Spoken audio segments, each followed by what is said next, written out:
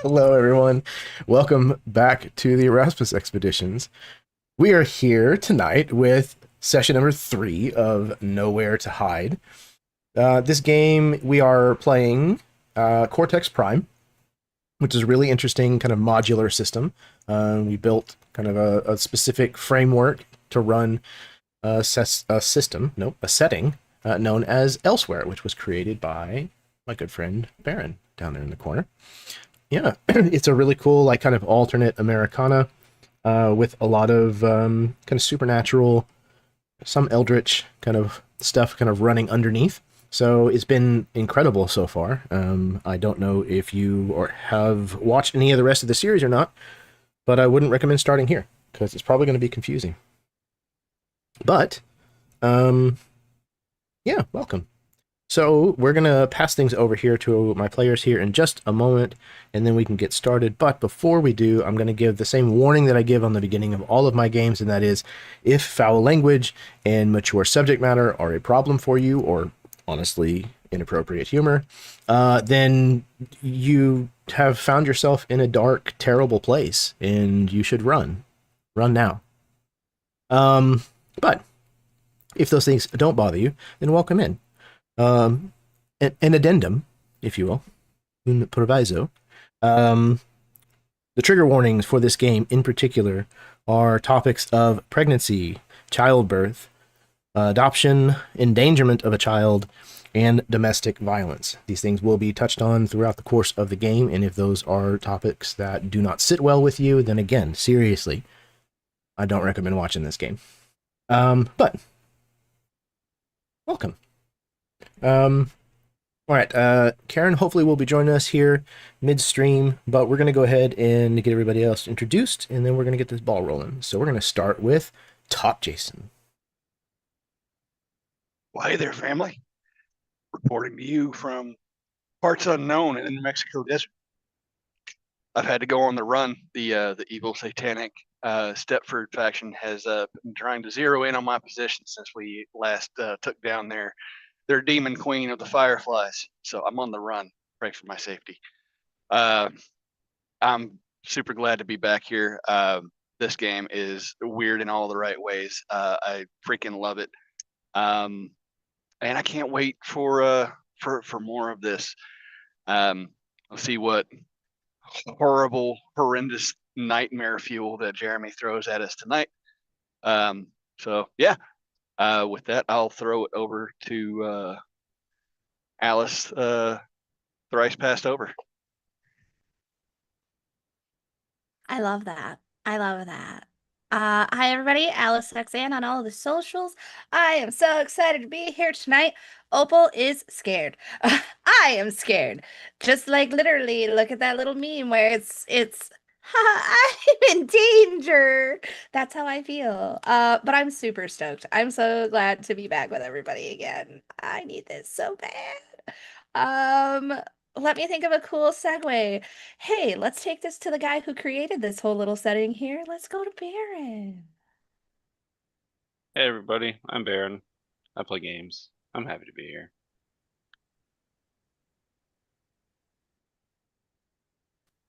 Fantastic. Dang, fantastic. I don't even get a segue. No segue. just a. That's not my domain. I'm. Don't deserve. Oh, you're gonna throw me under the bus. I see. More like gave you an opportunity. Oh. You're blowing it, I guess. Well, welcome to the channel, everybody.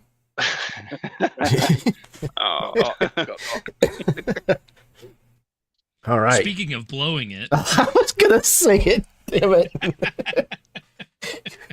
I made sure I was muted, so I didn't. Go ahead, Nathan, you self-blowing fool. I'm Nathan, Dimension 119. That's where you can find me. I am also one of the co-hosts of the, I almost said State of Survival. That's our old name. Two Beards and a Producer channel on YouTube. We talk about survival games, mostly DayZ and Project Zomboid.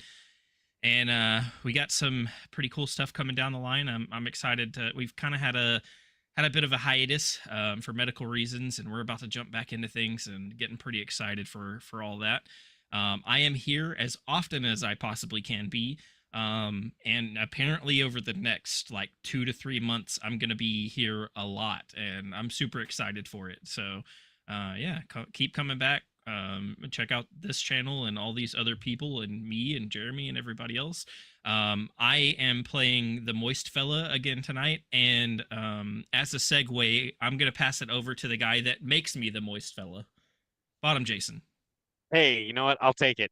Yes, I am Jason Osorio. I will be playing fighting Frederick Bogart. Always a pleasure to be on the Erasmus Expeditions, surrounded by amazing people, and of course with our wonderful storyteller, Jeremy, kind of helming this venture. And of course, kudos as always to Baron for creating this wonderfully weird Americana-esque setting. Yeah, I'm very curious to see what this thing is that Opal has to confront of all people. She seems like both the least well-adjusted and the most well-adjusted of everybody in this little group of strangers. So we're gonna see what's about to happen. Indeed. We's gonna see. Okay. Queuing up a particular song. I found one earlier while I was doing my prep work, and it's absolutely perfect for me reading the intro that I have prepared.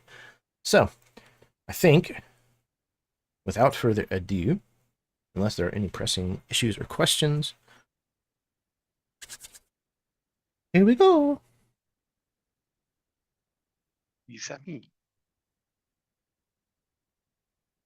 What reverence we give to death. It resonates within us with such great somberness, because we so plainly see that our time, too, will come. And what then? We immortalize names by etching them into stone, in the hope that such a record will outlast those who carry memories of us after we are gone. The legacy most of us leave behind will evaporate like mist in less than three lifetimes. But if something of us, even just a name, is so painstakingly engraved in eternal stone, we take some measure of solace that our mark was made on this place and in this time.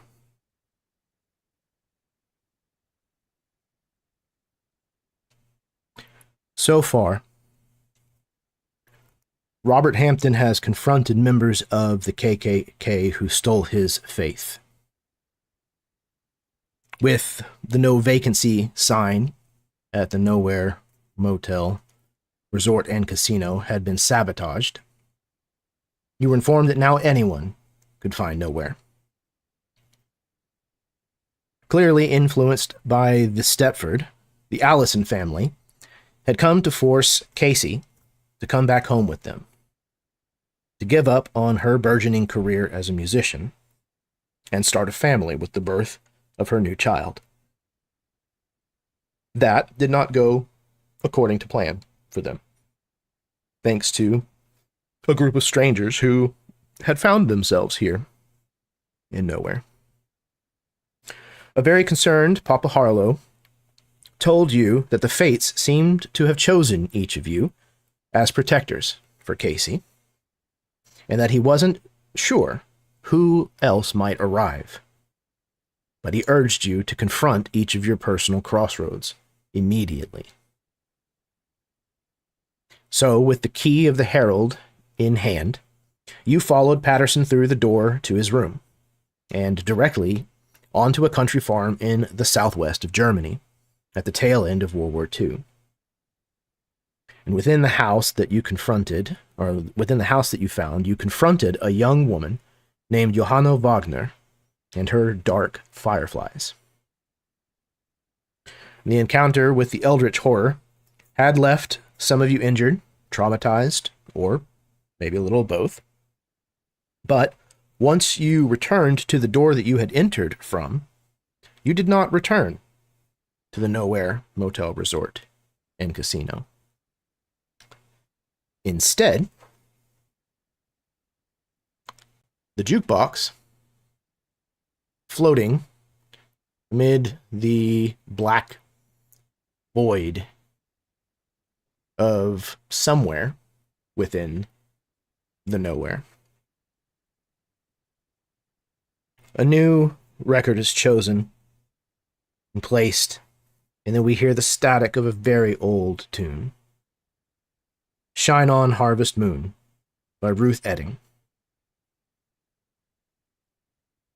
And we find ourselves, as I said, not in the motel, not in Germany, but instead back across the ocean.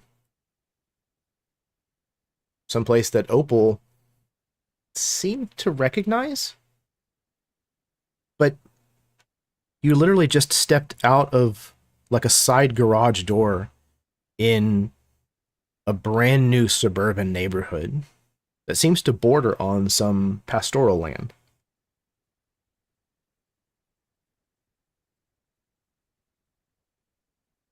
Opal, you see this area around you that is very unfamiliar to you, but you can see your grandparents' place not that far ahead of you. You're pointed straight at it. None of this was here the last time that you were here. We see a row upon row of these houses that are identical to one another, except for their color.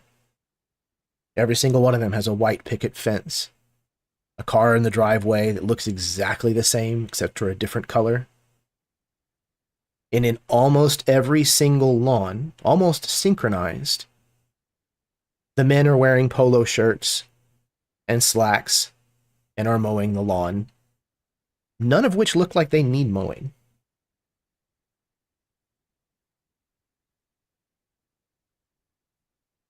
What are you doing?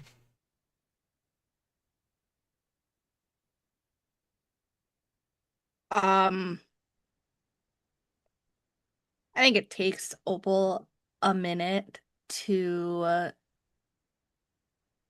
realize that, her basically what's her childhood home is straight ahead of her just because she's looking and her brain goes, why didn't we go back? And then she sees, why does this all look the same? And when she turns and she finally sees her grandparents' home, which is this little old shack in the middle of the woods, I think her eyes get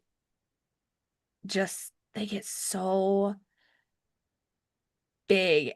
And I think for the first time, the group is gonna see an actual bit of fear in her.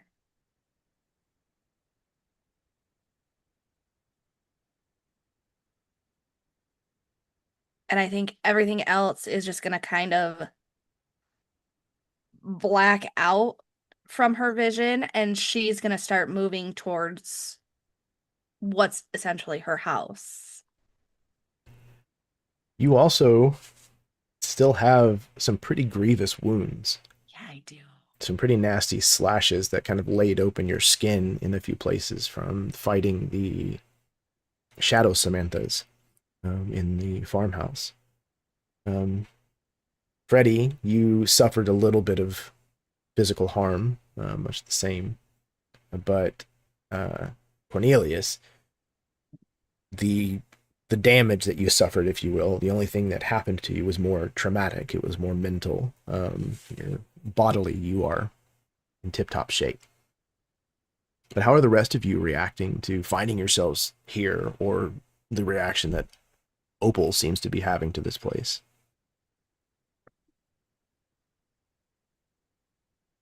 I think as soon as Freddy sees the fear in Opal's eyes, since up until this point, as Sarah stated, Opal's been very like carefree, easygoing, knowledgeable in certain things that might make ordinary folk uncomfortable, but seeing her in this way where she is badly injured and also visibly unhappy and uncomfortable, I think he immediately kind of adjusts his trench coat, will nod to the others, and I think he's going to kind of jog to catch up with her, which probably doesn't take too terribly long, given the fact that he's much taller and has probably longer legs than Opal does. But I think he immediately gets a sense that this is Opal's door, so to speak, because he was trying to figure that out, but now he recognizes, yeah, this is what she has to face, whatever this is.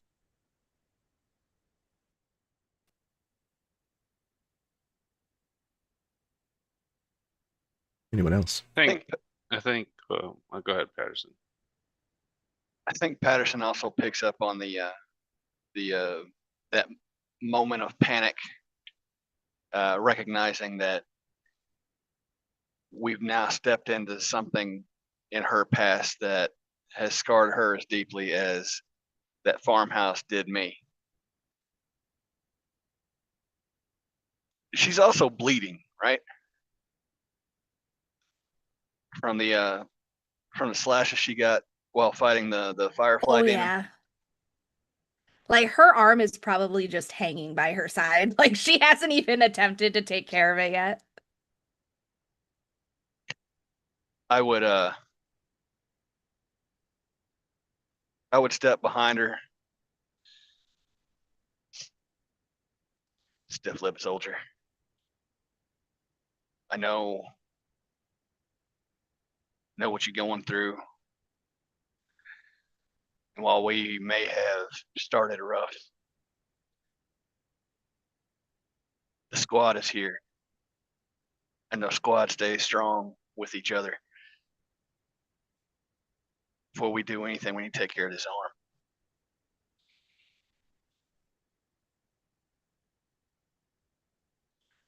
And I want to take a look exactly how bad this is. I'm not sure what I could do outside of just like very basic first aid, but I like. She says it's hanging. Like, is it literally hanging with like tendons and shit, or Oh just? no. It's just like she's just like she hasn't moved it, but there are like Jeremy said last session and just now, her skin is like flayed in places and it's pretty gnarly.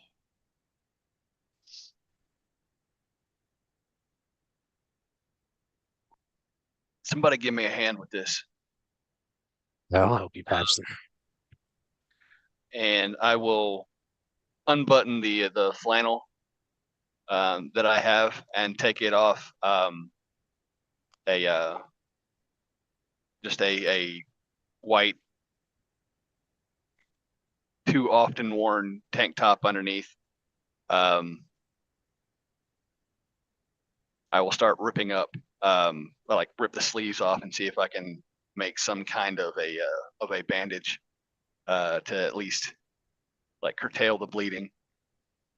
Okay. Yeah, absolutely. So build me a dice pool. We'll see what we can come up with. See if we can't get some of this stress on Opal dealt with. Should Freddie contribute to this at all since he's helping? Even if it's just maybe his relationship dice with Opal, which is a D8. Sure. Yeah, I'm down with that. Okay. Could Opal also help? No. Absolutely. Because I have the regeneration ability, Oh, which what is that? adds a D6 to the roll. I gotta find it again. Hold on. You are able to heal physical and mental stress and trauma you've been subjected to. Include your ability die when your regenerative ability would allow you to successfully struggle through painful or harmful situations. Oh yeah, excellent. So it sounds like, Jason, to your roll, you get an extra D8 and an extra D6. Okay, let me add that D8 and D6. I guess with distinctions, I'm really relying on this terrified Marine for my D8.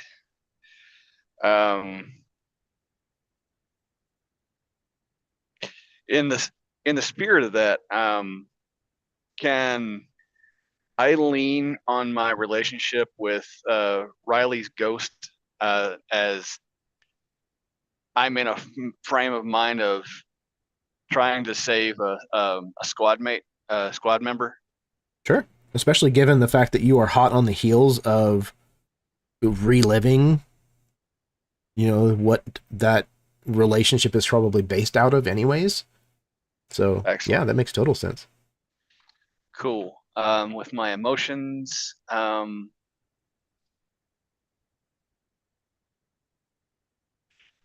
I'd like to use a D6 for desire, but like a desire to like a genuine desire to help. Mm-hmm. Um, Yeah, absolutely. is at the forefront of this. And rolls, I guess, soldier fits. So a D10 Yeah. there. I would agree. Okay, so I have a dice pool, 6 dice here. Hell yeah. Very satisfying. I'm sorry. Very satisfying. Oh. Oh no. I did roll 2 1s on 2d8. Ooh. That's terrible. I got a 5, a 4, and 2 3s. 5, a 4, and 2 3s. Okay, so maybe you throw your 5 and 4 together for a total of 9, and then Yeah. what's And I have to your use one of effect those. die? Do I have to choose one of those ones? No, you cannot use a 1. You'd have to choose one cannot of the use ones one. that came out of the 3. Okay. I'll go with the D6 D6. for my All right. effect dice. So that's So 9 total, and with a D6 effect. excellent. So I'm going to say that you did succeed, but with the effect die only being a D6 and her stress currently being a D8, what that means is that instead of going away altogether, it will drop from a D8 to a D6. It'll step down.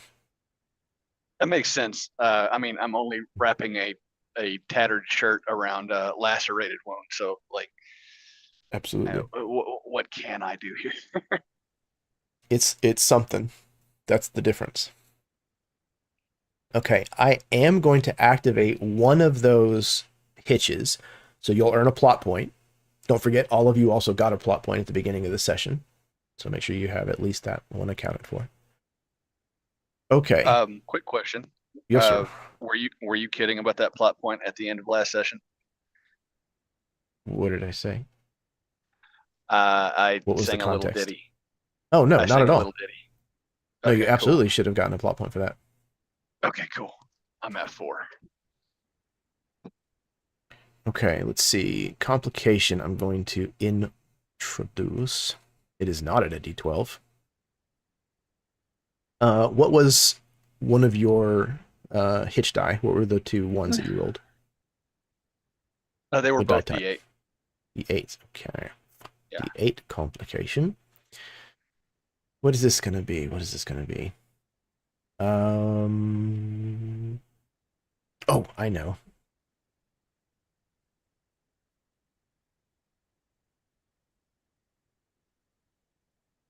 Stepford knows. Okay.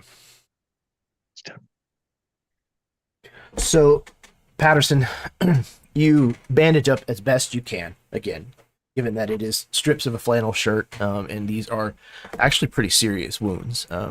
You probably might be the only person here who's ever really seen wounds quite like this. Well, maybe Sam.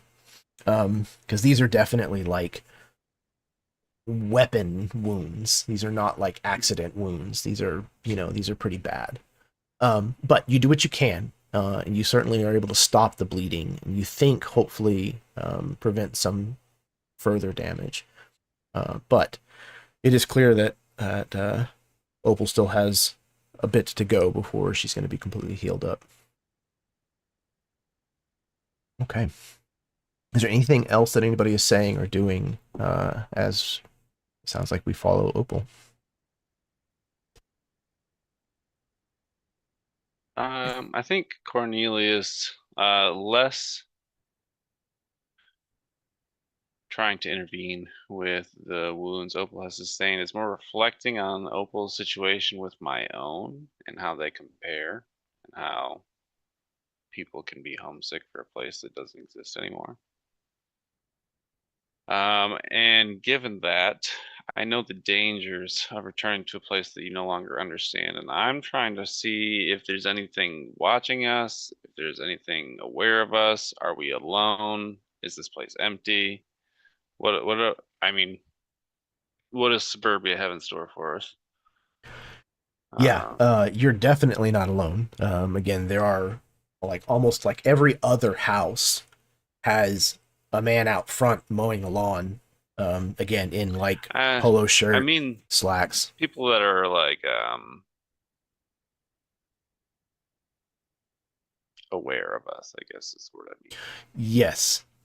So as you are kind of looking around, and Patterson seems to be kind of finishing up helping Opal, you hear like all of the lawnmowers cut off at once. Great.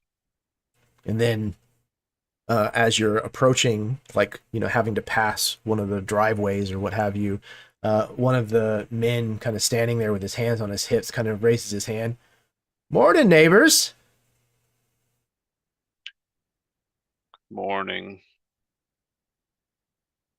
Some of you look like you had a rough night.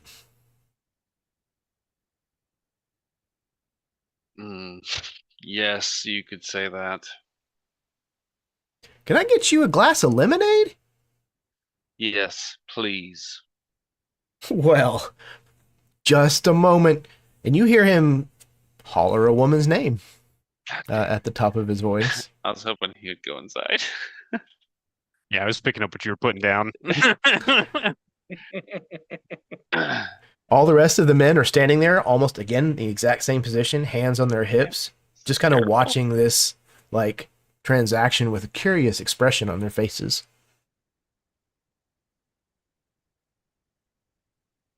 After a moment, a woman comes out carrying a tray with 6 glasses of lemonade and a pitcher.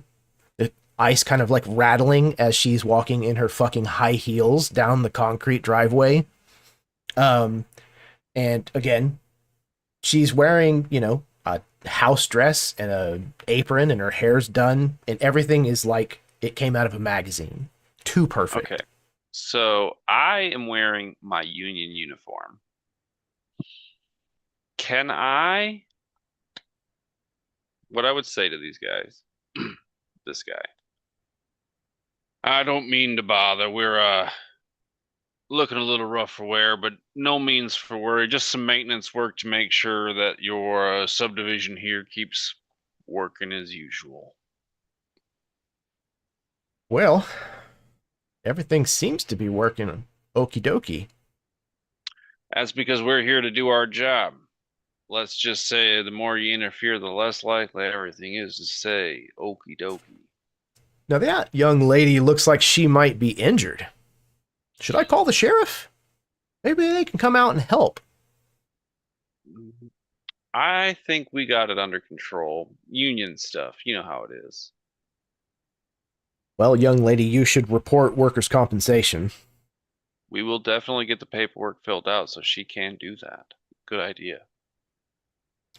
Well, all right then. Sure is good to see what kind ya. of lawnmower is that? And I'm going to try and get him away from them. Okay. Yeah, he will absolutely start telling I you know the he will. specifics as if they were read off of the side of the box. I'm going to like glance to Sam as this happens, and I'm going to usher this guy away. As this is happening, Patterson will lean down towards Opal. I need you 1 point on this one. What is this place to you?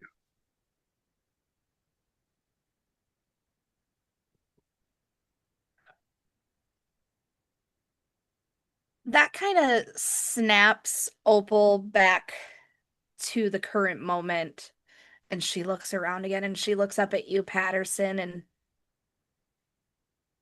this This is home.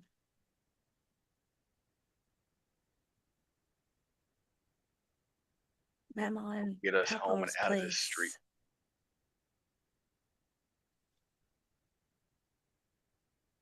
Too many eyeballs. Yeah.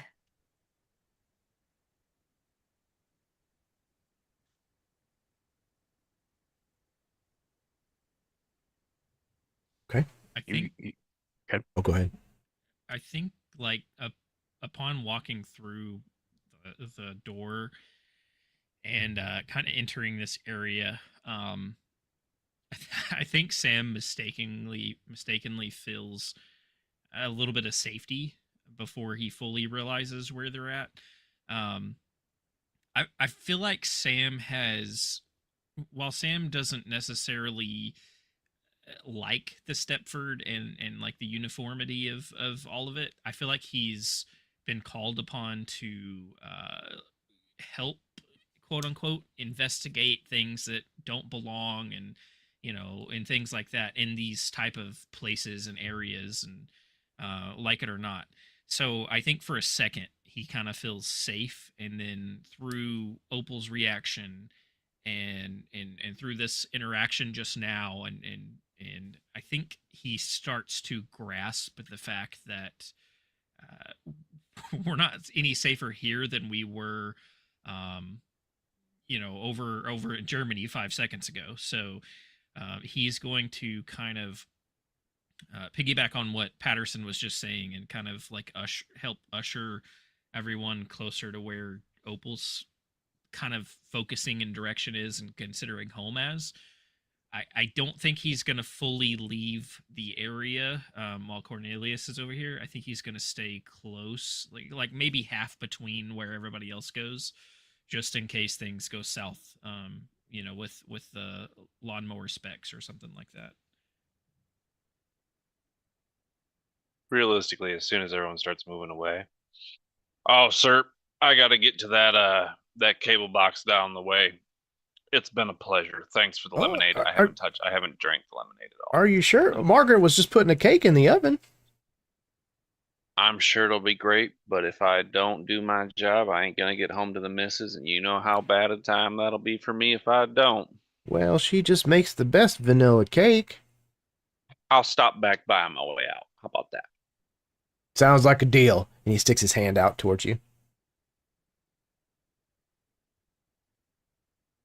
I will turn on heel as he's sticking his hand out, so I'm just gone. Well, y'all, have a wonderful day now. Strangest folk. And he kind of turns on that man. On that man's kitchen table is some horrific dish consisting of some type of jello and fruit and other things that don't belong in jello. And bologna. And bologna. There's unironically a fruitcake in that house somewhere. Oh, God. And he cannot wait to have a piece. Yeah, not. Okay. So the group is moving further down the street, kind of away from where the concentration of this neighborhood seems to be. It definitely doesn't get any less strange. There's definitely, again, almost machined with how much the likeness is. These people that are just kind of watching you pass with kind of a curious expression. Several of them try to engage you. And it's almost like being in a video game for us, and like entering the same pattern of like NPC dialogue. It's like that, where it's like saying almost the exact same phrase and the exact same inflection. It's unnerving, to say the least. You pass a sign at the end of the street. Looks like a billboard that has, like, struts on the back, and it's introducing this particular neighborhood, and it says, "Welcome to Picket Acres," and it's got like this painting of this beautiful family and home that looks exactly like everything that you've seen already.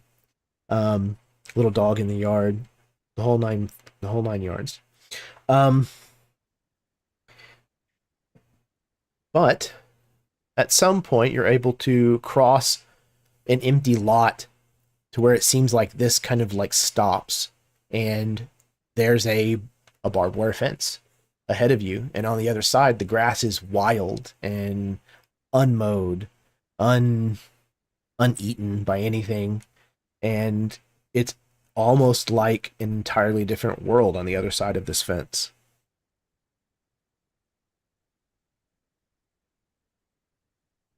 Opal, obviously I don't know what your home was like when you left following the wind and ended up at the nowhere, but do you get the feeling like this is, I don't really know how else to say this, so I'm just gonna say it. Does this seem like could it be the past for where you used to live or where you currently live? Could it be the future? Can you tell? Do you know?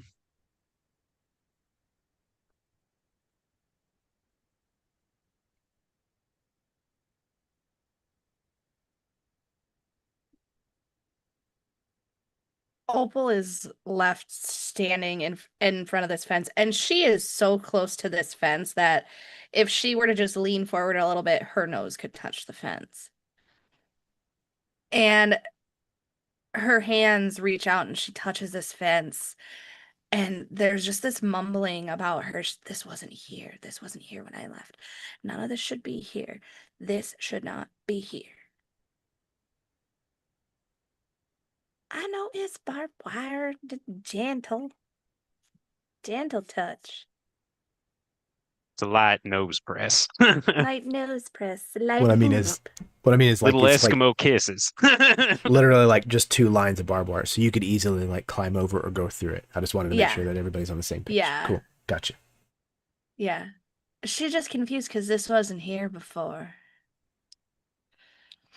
And with her boots on, she just kind of steps on the barbed wire fence. And forgive me, Jeremy, if this is not how you see it. This is how I see it, though.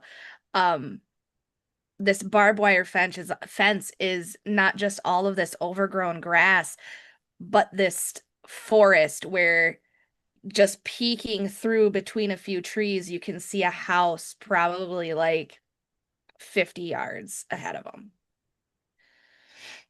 And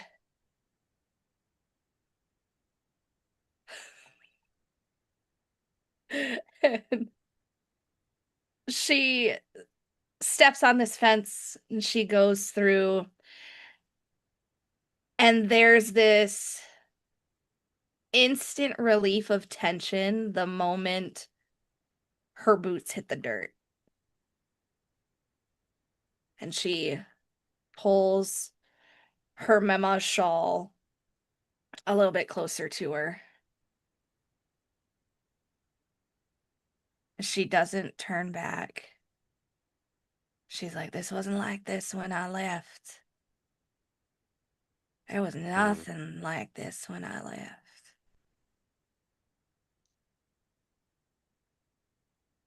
Do the rest of us get that same feeling of relief as we cross the barrier of the fence?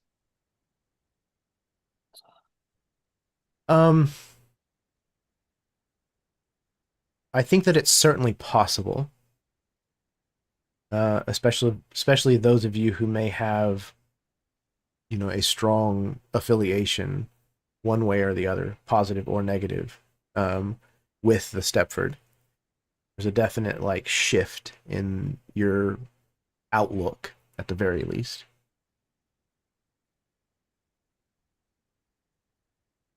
Nearby, Opal, you kind of like start to recognize some of the landmarks and things that you would have used to navigate the area around your grandparents' place.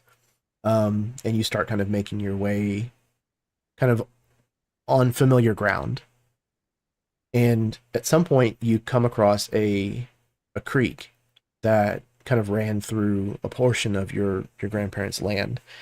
And back behind you, there is now a large concrete storm culvert that's kind of like pointed out away from the neighborhood.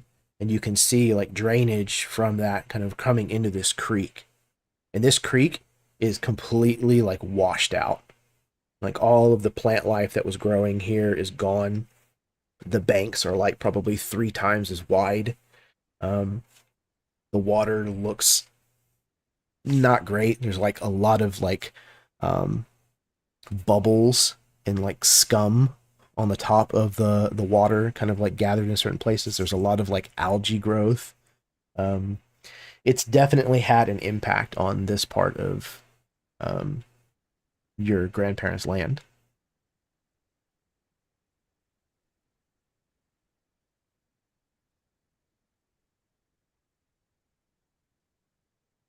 She looks over at this culvert and that fear kind of shifts between disgust and anger, and she looks at this creek, this little creek that I imagine she played in when she was little, and to see it like this,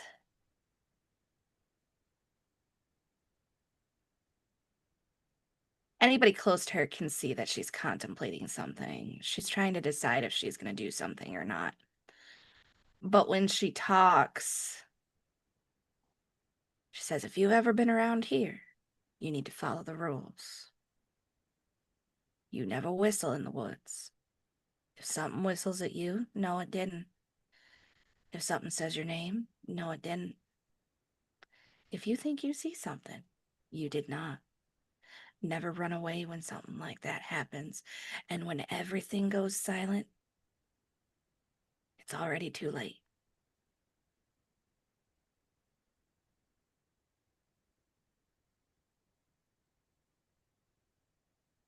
But if you stay with me, you should be fine. I think Freddy just sighs under his breath, shakes his head, and starts lumbering after Opal.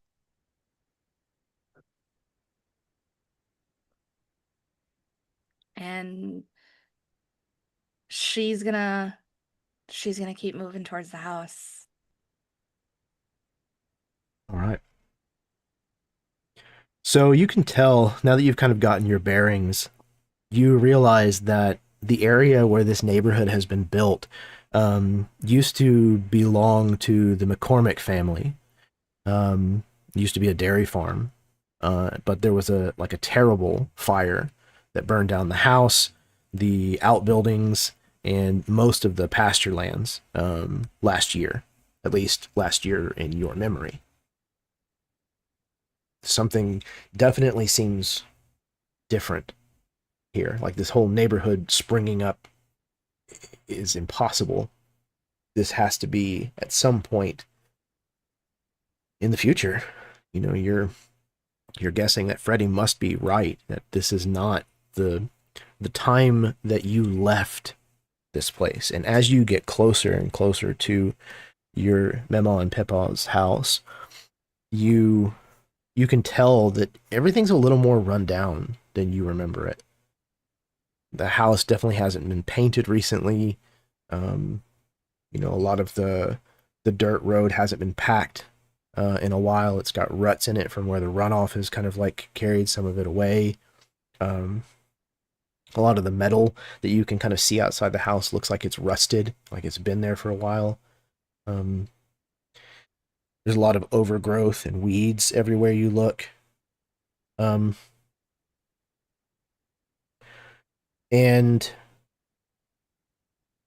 you can see that there's not any movement currently at the house. There's a window that's open. You can see the curtains kind of blowing a little bit kind of out of the windowsill, but you don't see anybody out and about.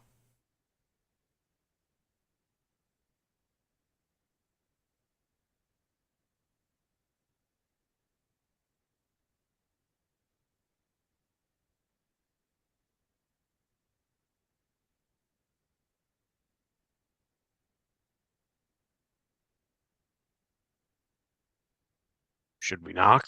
Is that the traditional way of announcing yourself out here? So, seeing that everything has kind of gone run down, the first place she looks is she actually goes up onto the porch and she tilts her head up and she can see that the blue paint has faded and is going to need another couple coats. And when Freddie says something about knocking, she goes, "This is my house. I don't have to knock." You got strangers with you. I do have strangers with me, but once you enter the house, y'all are friends. All right. And she sees the open window and she doesn't remember leaving that window open.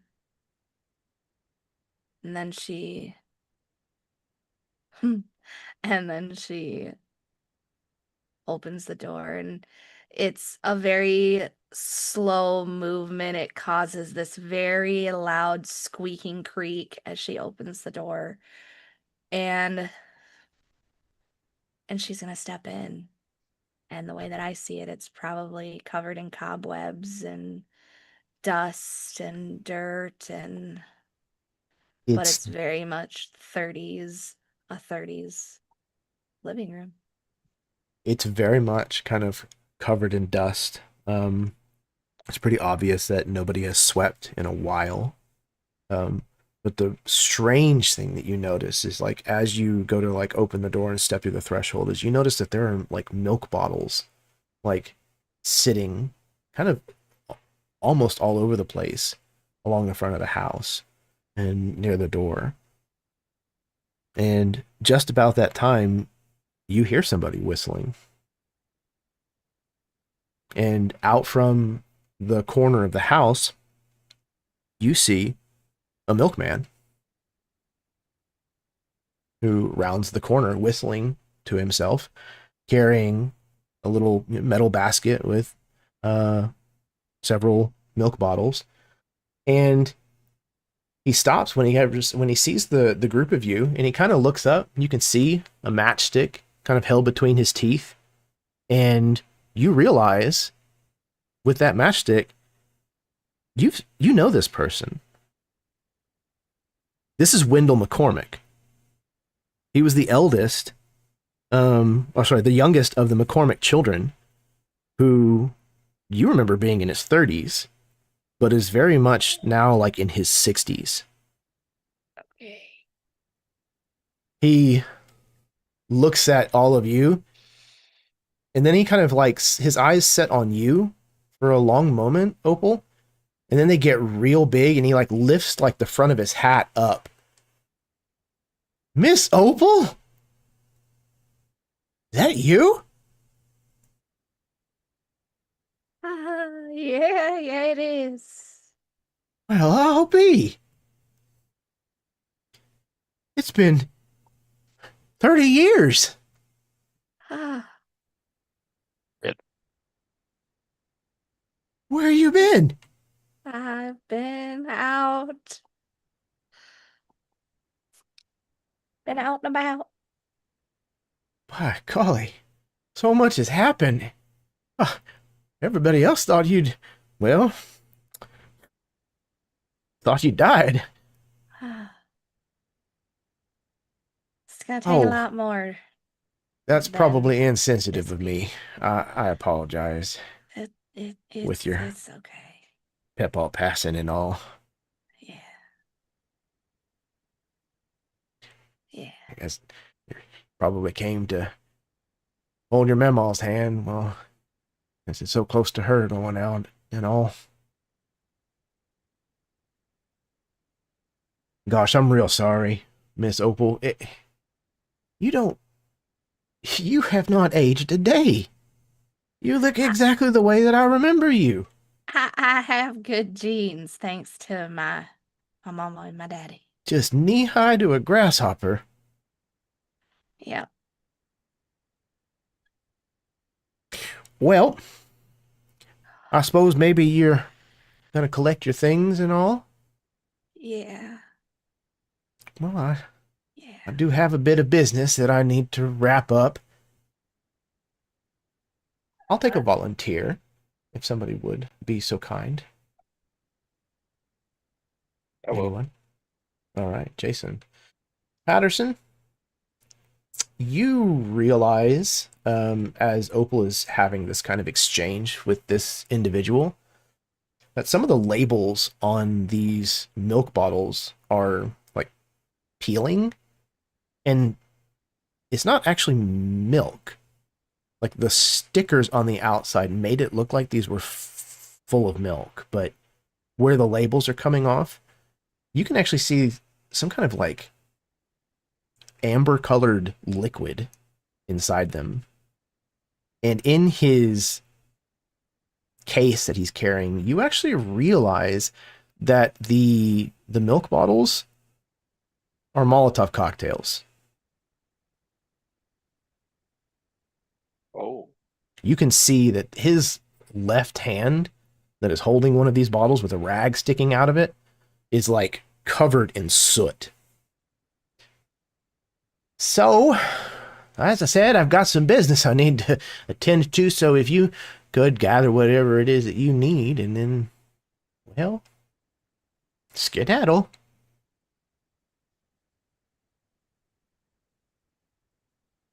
Hey there, fella. What's that you got in your hand? Oh, well, purification. You know, plants grow best out of ash. Did you know that? My right hand is gonna go behind my waist and grab a familiar handle. Ash, you say? Indeed, it's the truth. Read it in the Encyclopedia Britannica. You said his name was William, right? Wendell McCormick. I should have known that. I know somebody named Wendell.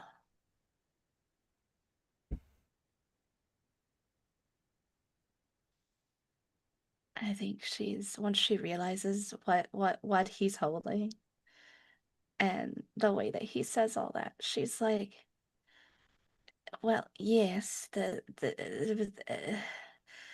a forest can grow thicker from the ash. What do See, you Opal plan on knows. doing with those? With what? You are Oh. not gonna do this to my house, are you? Well, Opal, it's not really your house anymore. Wendy, get the fuck out my house. Picket Acres already bought all the land, Opal. Get the fuck out my house. No, but I was sent to scrub it clean. I'm not gonna ask you again. And Yeah, I'm gonna point my pistol at him. The crew of dudes around. The Opal, crew of dudes. Yep. Listen, the lady told you to leave. I suggest you not be told another time. Suit yourself. He turns and starts to run. And as he does so, you see his hand go up to that matchstick in his mouth. And he's reaching it up and putting it against the side of the house. I want to shoot him. As it starts to strike. Okay. I was gonna say, can Opal sing her little song? She wants to call the weird. I think this would be a great place to enter combat. Yay! Dun. Dun dun dun. Okay. I'm going to bring up Wendell McCormick. God, I hate it. He has Never trust a Wendell. 2 Never trust a D8s Wendell. and a D6. He then has a D10 Milkman, a D10 Molotov milk bottles, and a D8 Brought the War Home.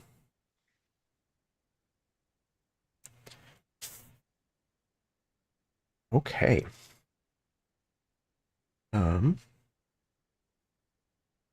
Oh, yes. We got the Stepford nose complication at work. So I think...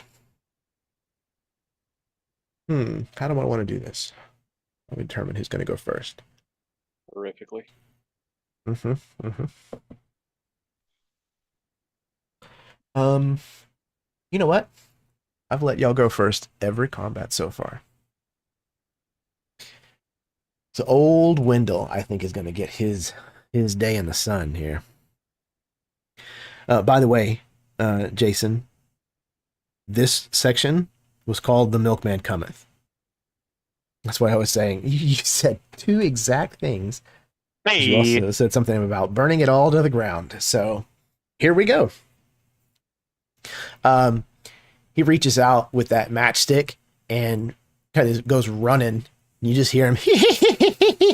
And as he's running, this match ignites on the wood of the house, and he brings it down to where this rag is sticking out of this milk bottle, and it immediately kind of flares up, and he picks it up and hurls it straight through one of the windows, that open window that has the curtain blowing out of it, and you hear the glass smash and liquid spray everywhere. He rounds the corner of the house, running off towards what Opal would know is where the barn is. Okay. Now, all of you, in whichever order that you wish, may take your turns. I think the first thing that Opal is going to do is she's going to look at everybody and she's going to be like, go to the windows, stay in the house. I have some things to take care of. And I think Opal is actually going to go to the nearest window, open it to the barn that she knows, and she's going to jump out that window and she's going to run after Wendell. As I said, I kind of want to call the weird, and I think I have figured out a way to do this. Maybe. So what she is gonna do is I want to use her animal mimicry ability where she can mimic some sort of animal, but the way that my brain takes this is if she's doing it to call the weird, it maybe sounds like distorted. Okay. Yeah. That makes sense.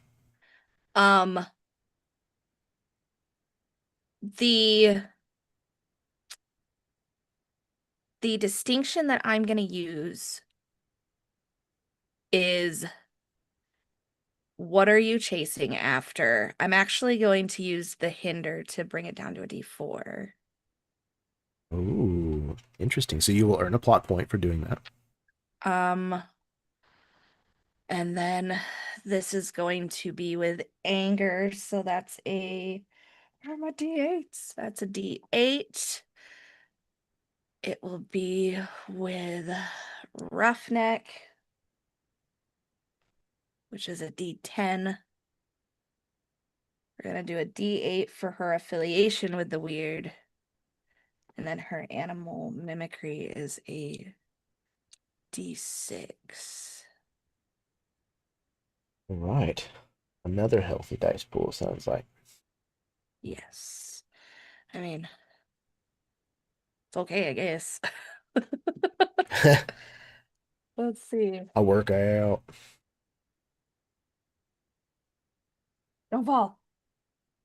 Oh, no ones. Thank goodness. Okay. I mean, Wendell's.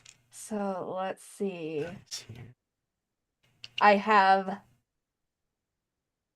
a 10 as my two highest with an effect die of a D10. A 10 with a Because- 10. Yes, because all of my other I got 2 5s and 3 2s. Okay, let me see here. Oof, okay. I got a 13. So, you said you go through the house? Yeah, Okay. I go through a window. Yeah, you go through a window trying to like cut, the path of where you know he's headed. And as you head through the house, you actually notice that this Molotov cocktail that he pitched through the window has actually smashed and has engulfed your grandfather's favorite chair. So you are going to take... That hurts my whole body. What was your effect die? A D10. Whoa. You're going to take mental stress at a D10. Okay. Hey, Jeremy. Cool. Yes, sir. This kind of plays on what I wanted to do. Can I kick in my caffeine high ability here? And Remind me how it reads. Caffeine high. Once per scene, I can spend a power point to react swiftly to another character's action. If I do so, I can step down the effect die from that action's roll. Okay. Essentially, what I was planning on doing on my turn, anyways, is running in and trying to use my signature asset of Duster and Trench Coat to start swatting at this fire, anyways. Okay. Perfect. So I So, don't yeah, know you're how like- that would work with turn wise, but that's what I No, want to do it's anyways, kind so. of, yeah, it's kind of abstract. So like Opal goes through, and as she's going through, Sam, you're kind of like right behind her. And I think Opal, as you go to exit the house to try to cut Wendell off, is when you notice this. And I think that you falter for a second, realizing that this is going to be forever. Like this is how this is going to turn out if you don't do something about it right away. And whether you continue to chase Wendell or not, that's what kind of causes this. However, Sam, you kind of reassure Opal, I've got it, and like pull your duster off or what have you. And it's going to drop that from a D10 down to a D8 mental damage instead. Stress, rather. I keep saying damage, but stress. I know what you mean. I am familiar with stress too. You know what me mean? Okay. Excellent. That was Opal. Sam, do you want to go ahead and take your full actual turn? Yeah, I can. That's kind of what Sam wants to continue doing is like trying to help Opal kind of protect the place. She Trying to put out the fire. kind of told us to stay here, so yeah, that's kind of what his goal is. Okay, so build me a dice pool for fighting fires. All right, we're definitely gonna go With a trench coat. home for this since this is someone's home. Okay. I think that I would like to use the emotion desire to as a desire to help protect this home. Okay, sure. I'm feeling like either roughneck or soldier might work in this situation. I'm not 100% sure sold on roughneck on what exactly that would cover. So yeah, anytime that you're having to be like tenacious or like withstanding, it's not necessarily like physical strength, it's more like endurance. Gotcha. I mean, I am standing toe to toe with a fire, swatting at it with a trench coat. So Yeah, absolutely. If we're cool with that, I'll use that. And then I would also like to use my signature asset, the trench coat, in this situation. Makes perfect sense. So 4 die.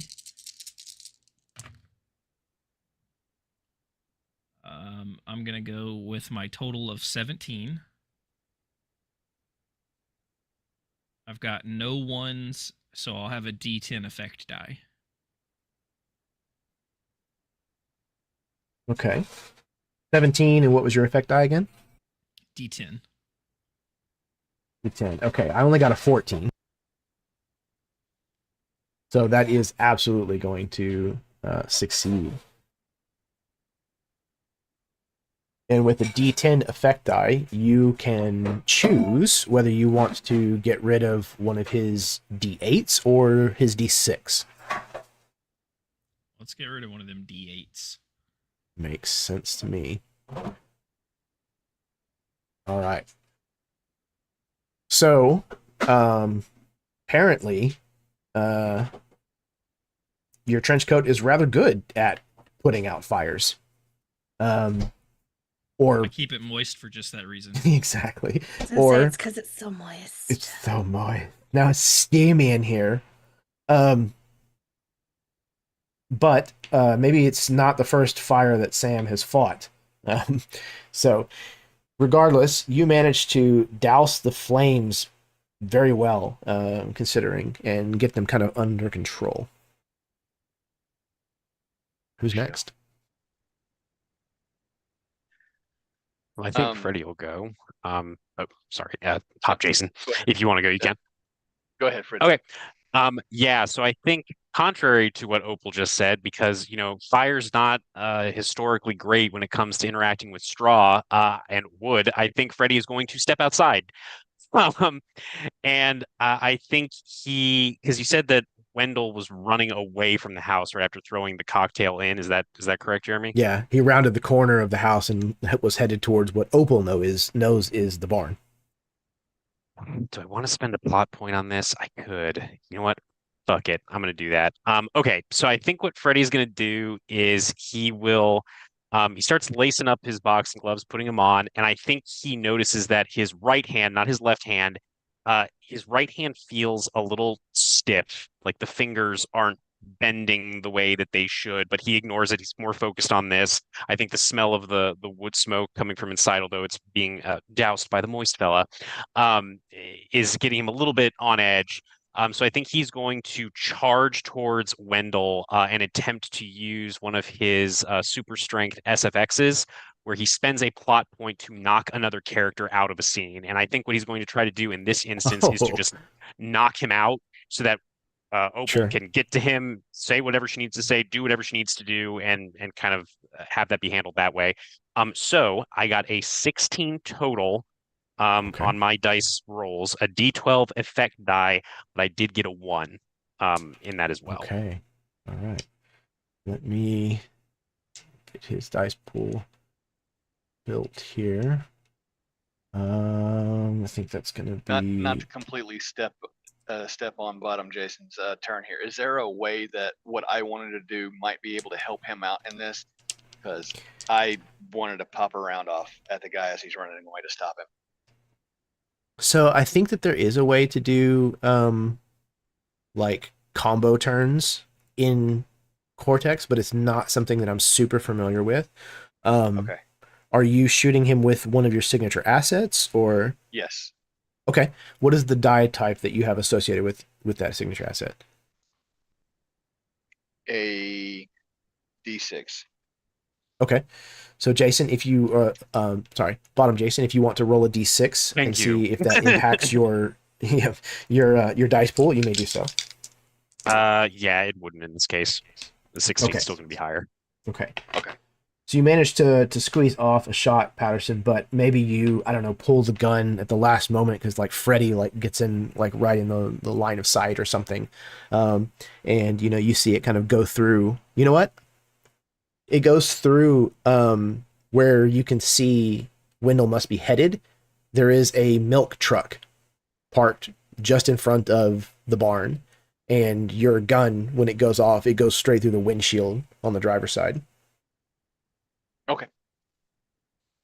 Okay. So, I only managed to get a 13. What did you have again, bottom Jason? A 16 with a D12 effect die. Okay. So, yeah, he fails. So, when this ability succeeds, he is done, Knocked out of the knocked scene. out. Yeah, I think basically what it is Wow, like okay. as he's running. Yeah, I dumped so many points into super strength. It's basically Makes his sense. main thing. I think Freddy just like charges up behind him as he's moving towards this barn, and I think Freddy just like cold cocks him from behind. You know what I mean? Just this boxing glove slams into the back of this scrawny fella's head. Maybe his head kind of like snaps forward and he like collides with a tree or something and just falls flat on his back. Knocked out, not dead, obviously, but knocked out so that Opal can do what she needs to do as far as talking to him or whatever her intention is as far as that goes. Yeah. You clock him. He takes like 1-2 steps forward past, and then you watch his knees like buckle, and he just collapses forward, and you hear his teeth hit the ground. You're pretty sure you probably at least broke one or two of them on impact. Hey, Opal. He'll kind of look over his shoulder to see where she's gotten off to.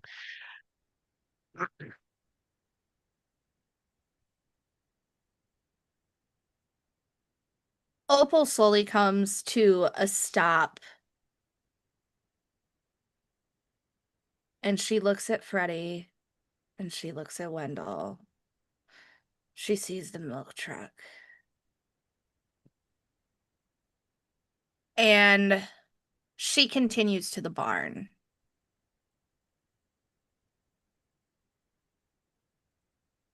All right. And I think Freddie will just kind of stand over Wendell, just sort of waiting, making sure he doesn't get up.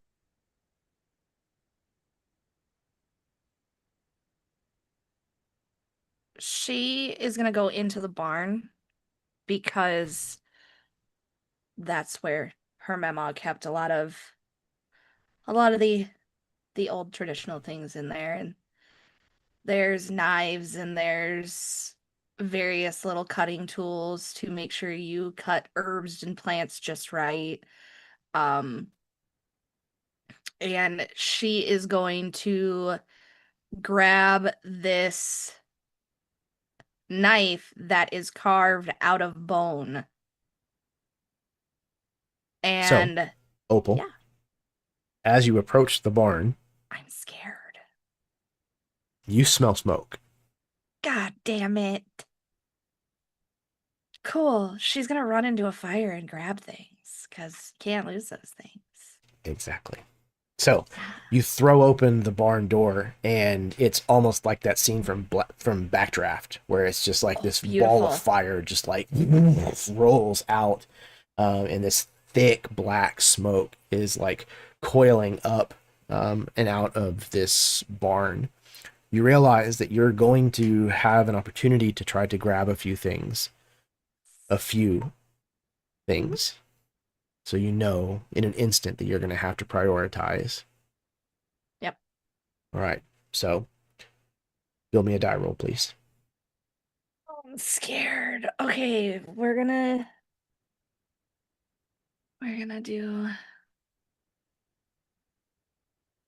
do what does home mean to you for a D8.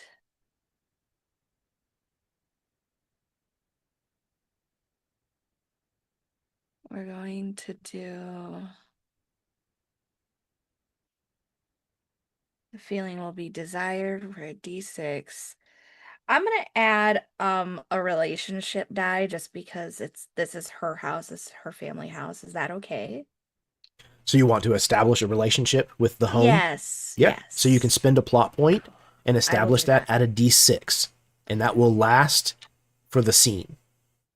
Oh, I already have a family relationship one, but you're talking about one with the home. So yeah, I will do that.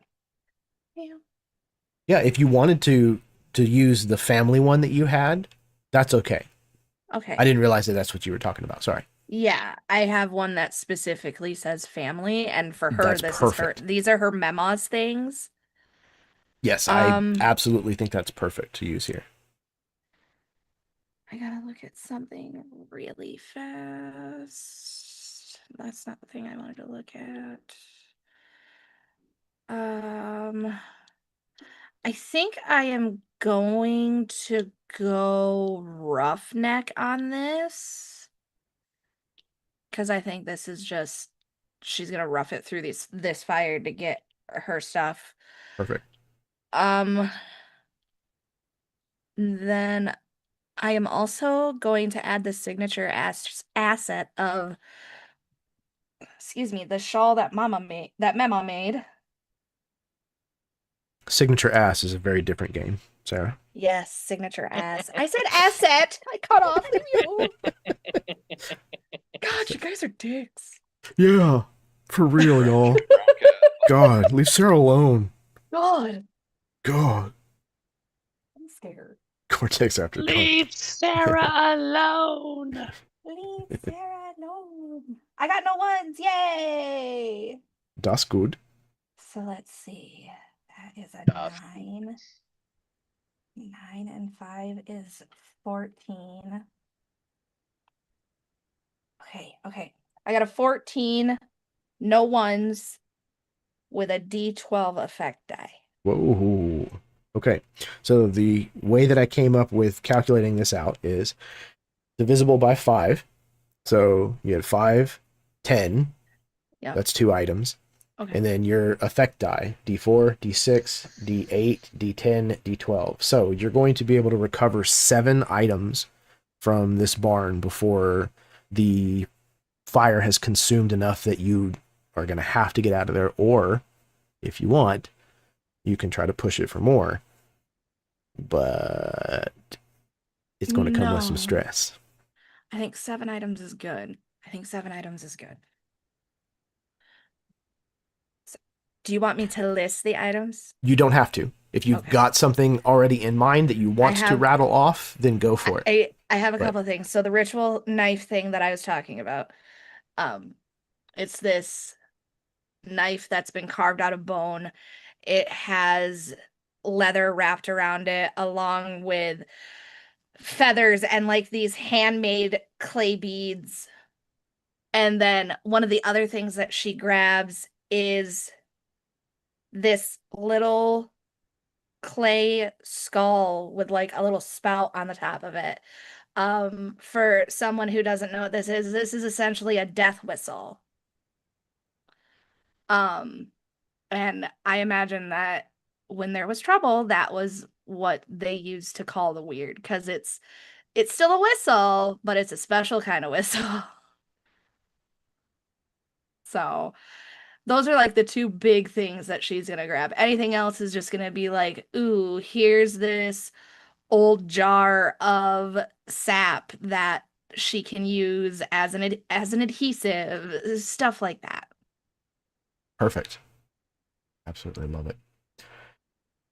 So, the rest of you, as you are kind of like standing over the unconscious Wendell and or kind of like running to catch up after the other fire has been put out, you realize that this barn is very quickly being consumed in fire. And only the people that were already out there, so Freddie and Patterson, saw Opal go into this barn. Like literally opened the door, fire rolled out, and she ran in. She ran in. Done runned in. She done run straight runned through in. that door. That girl done done run right into that runned in. there fire. God damn. RUNOFT. I done runned in. I done runned in. Man. Yeah, I think Freddie will look to Patterson and be like, look, as much as I really want to go in there and try to help her out, I can't. It's got to be you. If you want to grab maybe Cornelius, he's a hardy son of a bitch, clearly, but Cornelius I'll is probably burn. running that way with buckets. yeah. Where he got the buckets, I don't have to tell you. They were in his Union tool belt. The Leviticus Listen, pouch. I can guarantee there were buckets around the house. Buckets They of might have blood. They might have been filled with other things. There's Yeah, just without a a second- pile of things on the ground in the cabin. It's Without a water second thought, and I'm with screws. Corny. God, it's so heavy. Sorry, Jason, what'd you say? It's all good. Without a second thought, I'm with Corny. I'm running in. All right. Yeah, both you kind of like run to the door and, are immediately met with this furnace of heat that's kind of like roiling out, and you almost like have to like close Actually- your eyes against it. I Yes. imagine there is like some well spout out here in the yard, Certainly. and with a tool, a pipe wrench, I like hack off the top of this spout, and Oh, yes. our tools, our signature assets, change the way the world works. This well has an insane amount of water pressure right now. Dude, please lay this out for me. Give me a roll. All right. So, I was pipe fitter. Home is where the punch card clocks me in. The emotion tied to this is actually probably anger.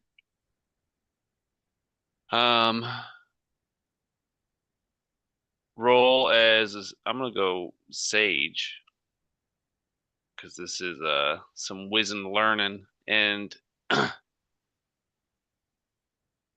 gonna use my relationship with the Union God. Very interesting. This is very elsewhere. Perfect. Cornelius hands the buckets over to Sam. He reaches into his tool pouch. It's a bag of holding scenario. His arm like descends deep into this pocket and pulls out this massive pipe wrench. He like spins the wrench to open it up, lashes it on the pipe, spins it closed, and he's just gonna wrench, and it doesn't like take it off, it just like reforms the pipe into like a perpendicular 90-degree bend, and there's now a valve on it, and I turn the valve and it's like a fire hose and just sprays into this barn. I gotta roll dice. I'm just talking at this point. I'm with it, man. Okay. Let's find out how it all shakes out.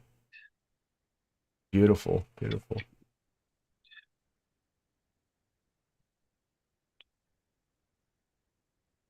And I'm obviously using my signature asset, Leviticus tool pouch. Mm-hmm. So I'm rolling a shitload of dice. Sounds like it. See, I know that we're not probably playing Cortex correctly, but it's fun. It's fun. You get to roll Close a enough. ton of dice. All right, no ones. We're looking at a total of 16 effect die d12. Yeah. All right. So all of a sudden, this gout of water just like erupts from where Cornelius has been like messing with this well, and all of a sudden it just starts spraying the side of the barn. And you can hear, especially Freddie and Patterson, you can hear, or not Freddie and Patterson, sorry, Patterson and Sam, who are kind of running towards the barn. You can hear this like as the fire is being pushed back by this deluge. Take a plot point, Baron. It was a fantastically creative solution.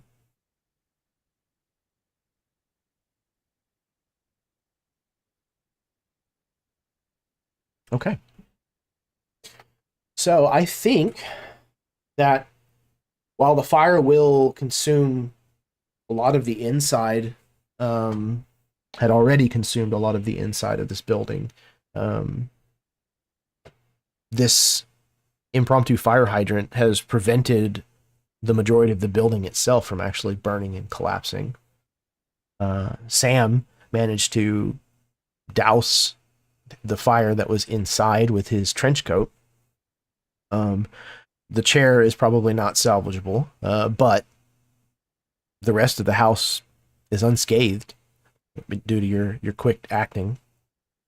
Wendell lies unconscious, where he fell and broke his teeth. And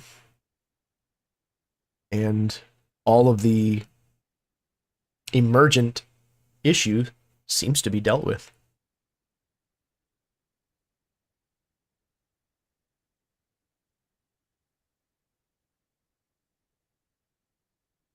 You hear Opal coming from the house.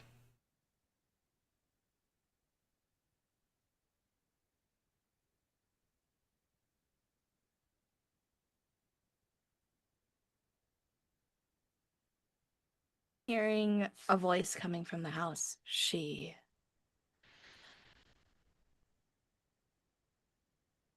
very, very slowly starts walking towards the house again, but she pauses when she gets to Freddie, and she hands him this knife, and she says, if he gets back up, don't let him. Kill him. All right. And he will tuck the knife into one of the pockets of his trench coat. Be careful, Opal. I don't give a shit if you gotta nail him to the tree. Understood. And she will make her way towards the house.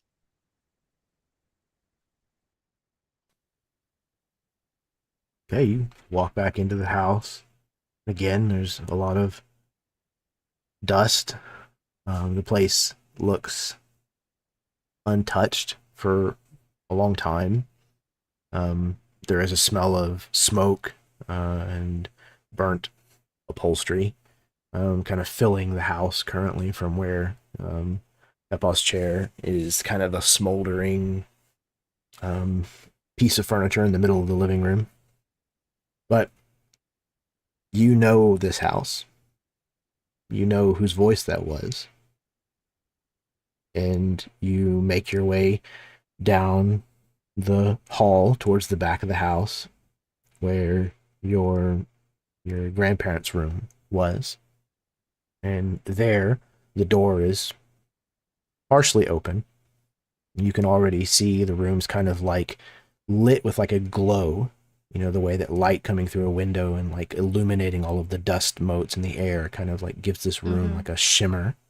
You can see that through the opening in the door. Opal?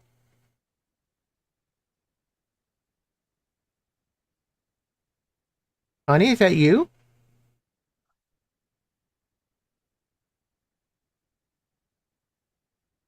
She stops just outside of the door for a moment and just watches the little bits of dust floating in the air. And then she turns and she peeks her head around the corner. It's me. You see the bedroom is exactly the way that you remember it. Everything is still in the same place, albeit maybe a little bit of wear, more noticeable on its edges. And there, lying in bed, although in the center this time, as opposed to one side like she usually was, is your memo. But she is 30 years older than the last time you saw her. She is a wholly different person. There's not much of her left, and it looks like she's probably been in bed for some time. Opal? You came home? Yeah, I did. Oh, it's about to come closer. I cannot. I can't see you. And she walks over. She finds a stool. I imagine she comes over and she sits on the stool and she very gently takes her memo's hand and both of hers. He says, "You remember? You remember Zelda McCormick? She brought me an apple pie." Oh, did she? I bet it wasn't as good as yours. I think she uses my recipe. I don't know where she got it from. Did you give it to her? Never. You're the only one I've ever given it to. Must have been that Wendell boy. You know, he's not right in the head. No, he is not. Likes to play with fire. I've noticed that. I'll take care of him, Mama. Don't worry. Oh, he's off at the war now. Oh, is he? So many of our boys off to fight some other country on the other side of the world. Yeah. For a good reason, I suppose. For a good reason. Mm-hmm. Speaking of the world, where all did you go? What did you see? Tell me everything. Oh, I have seen. I've seen a lot of things, Memo. It's been strange. I don't know what happened. The wind took me and I guess put me where I was needed. Did I ever tell you that I went to New Orleans? You did not. I did. I was younger. I was foolish. I met a man. But you don't want to hear about that. He like pats your hand.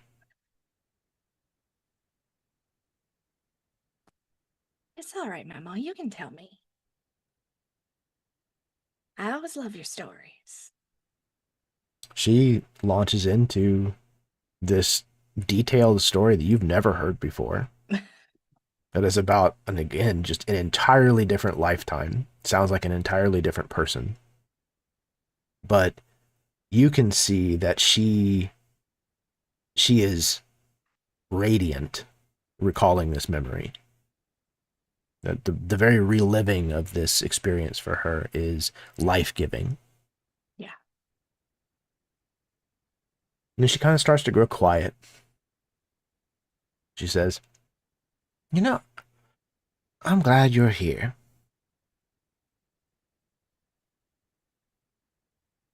Me too, Memo. I had thought maybe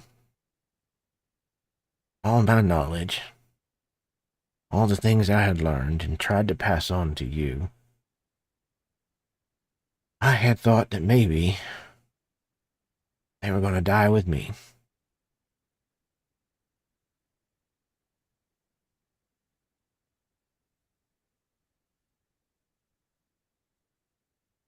But I can see I'll that you're always doing keep 'em. what you can. I'll You always know, keep them. a lot of people think that the old ways are about staying put, putting down roots. The forest doesn't grow on its own. You all right? It spreads. It moves. It grows by being carried. So you take what you know of the old ways and go plant new trees. Carry it.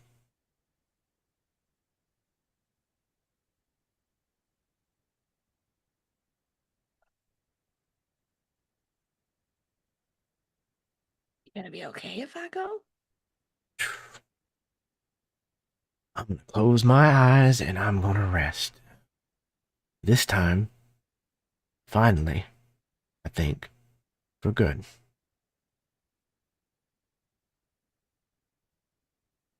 She pats your hand again. Your Papa's waiting. Yes, he is. You tell him half for me, okay? I will. I'll give him your love. Thank you. He was proud of you, you know. I know. So am I. I know. All right, Opal. You go. You go and you shine. I'll do that, Memo. She lies back and she closes her eyes.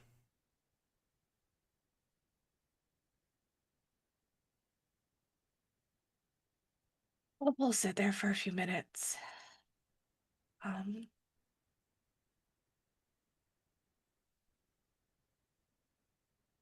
just patting her hand, and then she'll kiss her knuckles and she'll get up and slowly leave the room.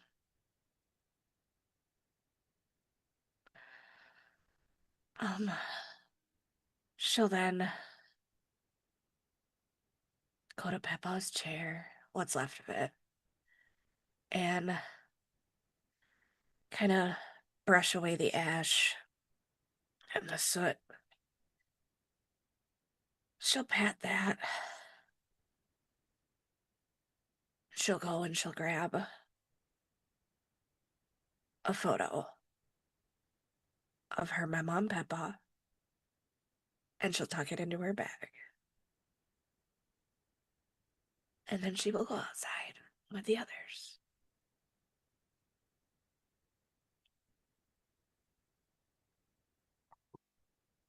Fantastic. Okay, first, is everybody okay? Everybody a green light? Yeah? Okay, good. Green. Sad green. Sad green. or Saddest blue. green. Saddest green. Okay. I think. Metallica song. Yeah, I think so. The saddest green. I think this is a good place to take our break. We get a little bit of a breather. Go to the bathroom, refill your drinks, smoke them if you got them, kiss your spouse, etc., etc. And then we'll come back with the second part of our third session of Nowhere to Hide.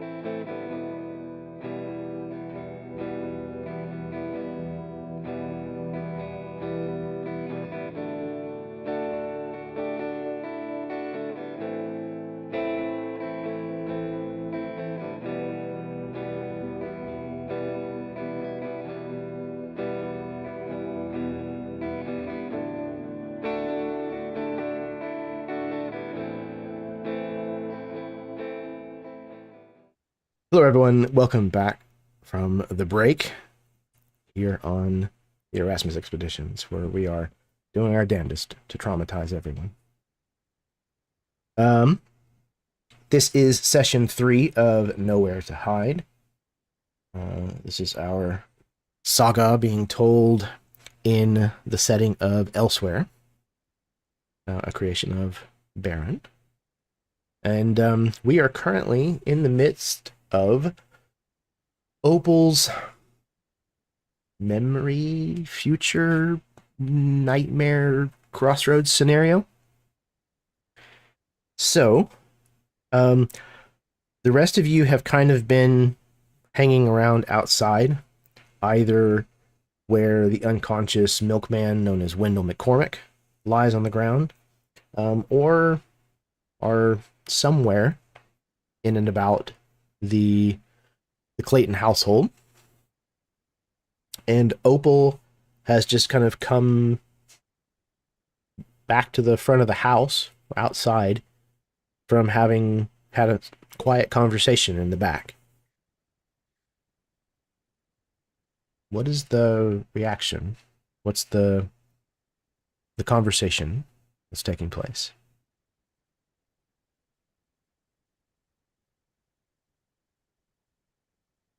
You all right?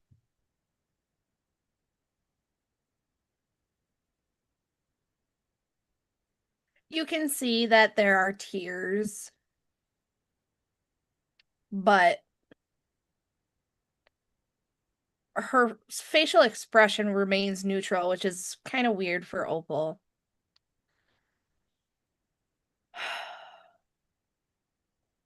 I'll be fine. Once I get that taken care of, then I'll be ready to go. You sure? Mm-hmm. He'll nod. I think he pulls the ritual knife out from his trench coat. And he's going to hand it to you, handle first. He's your relation, right? Should be you. Yeah, but this won't be fun. And she looks at Cornelius.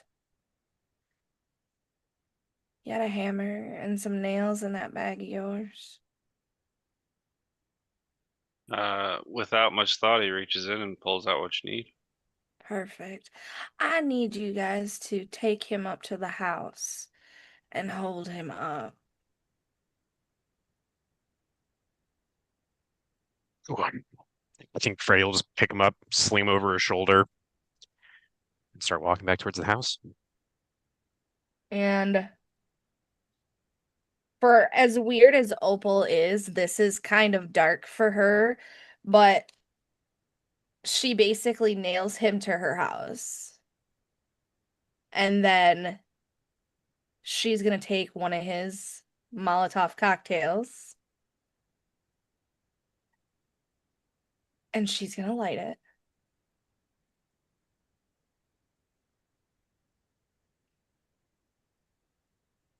And she's going to sit there for a minute.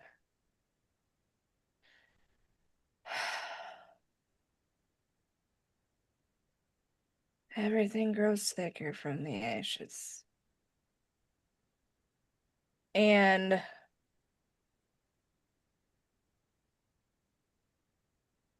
she is going to throw the cocktail at the house.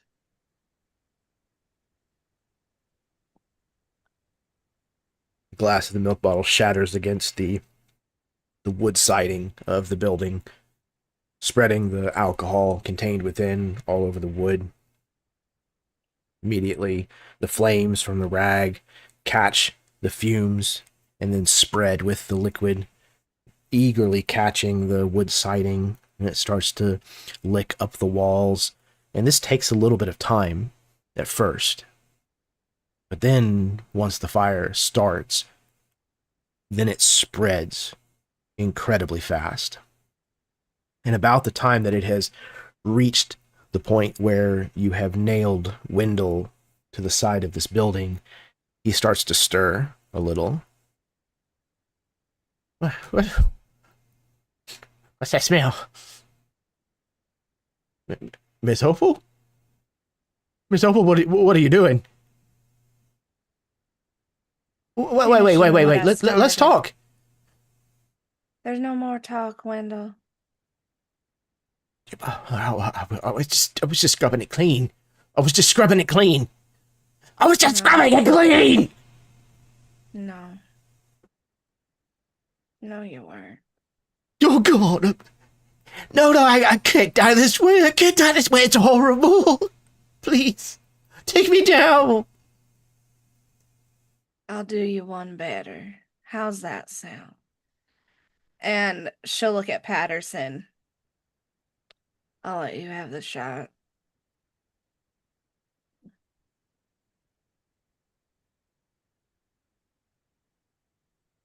Pistol in hand, I would walk up, feeling the heat from the fire.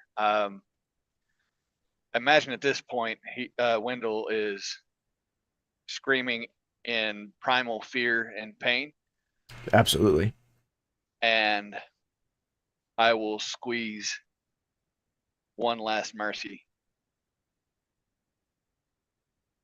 and end his suffering. With the report Afterwards, of Patterson, Smith, and Wesson, you hear nothing more from Wendell McCormick. Sorry, Jason. Continue. no, you're fine. Thanks. Ruggedly handsome, maybe, but Super fine. Look at that. I think in the following moments,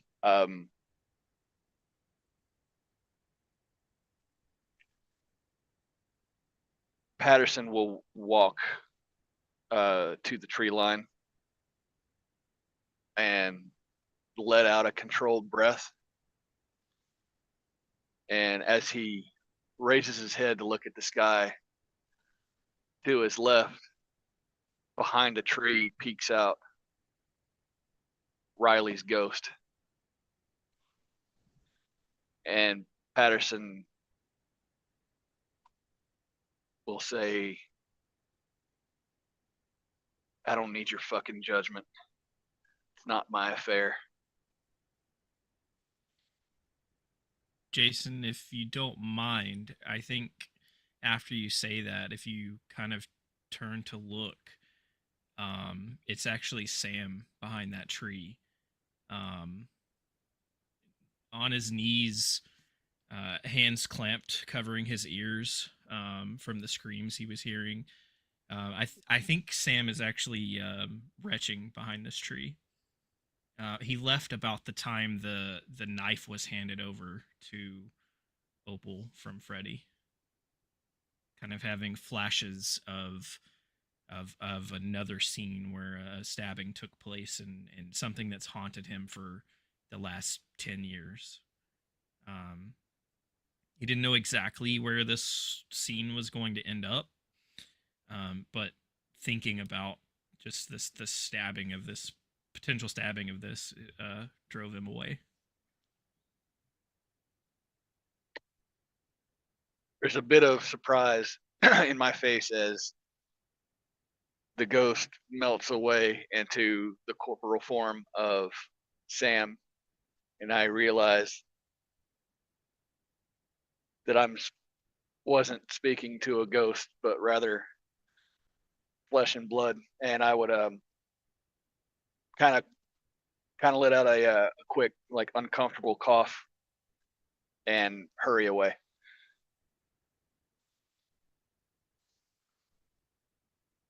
I think Freddy will kind of turn to look at you, Opal, as sort of the flames are consuming the house and now the corpse of Wendell. And he'll just kind of clear his throat and say, what it's worth. Although he probably didn't deserve it. That was a decent thing that you had Patterson do. And I hope it brought you some kind of, maybe not closure, but some kind of peace. Since apparently that's what this is all for. That part didn't. There was always something wrong with that boy. It did seem a little odd, but family can be weird sometimes. Not a capital W weird, but you know what I mean. He wasn't even family. You see that new neighborhood that they've put in? Yeah. That used to be his family's land. So you were neighbors? Yeah. Huh. I wonder. And I'll kind of look back at the milk truck. I wonder just, and the reason I asked that question before about if this seemed like something from your past or from your future is with the preacher and with Patterson, I think it seems like that was all their past. When you knew Wendell before you started following the wind, did it seem like he had some leaning toward the Stepford, or did you ever get that impression from him? I don't know about the Stepford, but the often frightens a lot of people. It's true. His Good family reason, owned a maybe. dairy farm, Mm, and sometimes the weird grows a little too hungry and takes what it wants. sure does. Kind of straighten his trench coat. Kind of look around. Guess we need to find the next door. Leads us to whatever shit we're gonna step in next. If you're ready to go, if you need a little more time. No, like Memo said, I need to. I need to chase the wind a little bit. You're a tough son of a bitch, Opal. I'm not trying to be. Well, makes you even tougher if you're not even trying. Shit. That boy just better be happy that I didn't get my hands on him. I beat him up when we were little. Mm-hmm. Yeah, I'm sure he would have regretted it, especially given all this nonsense. But anyway, I think Freddie kind of like reaches down and massages his right hand, trying to work some of the stiffness out, but it doesn't go away as he kind of turns and starts to walk, trying to kind of rejoin the rest of the group, trying to find however we're supposed to get to the next door, the next event, so to speak. Though he does not seem especially thrilled. Heavy, heavy footsteps.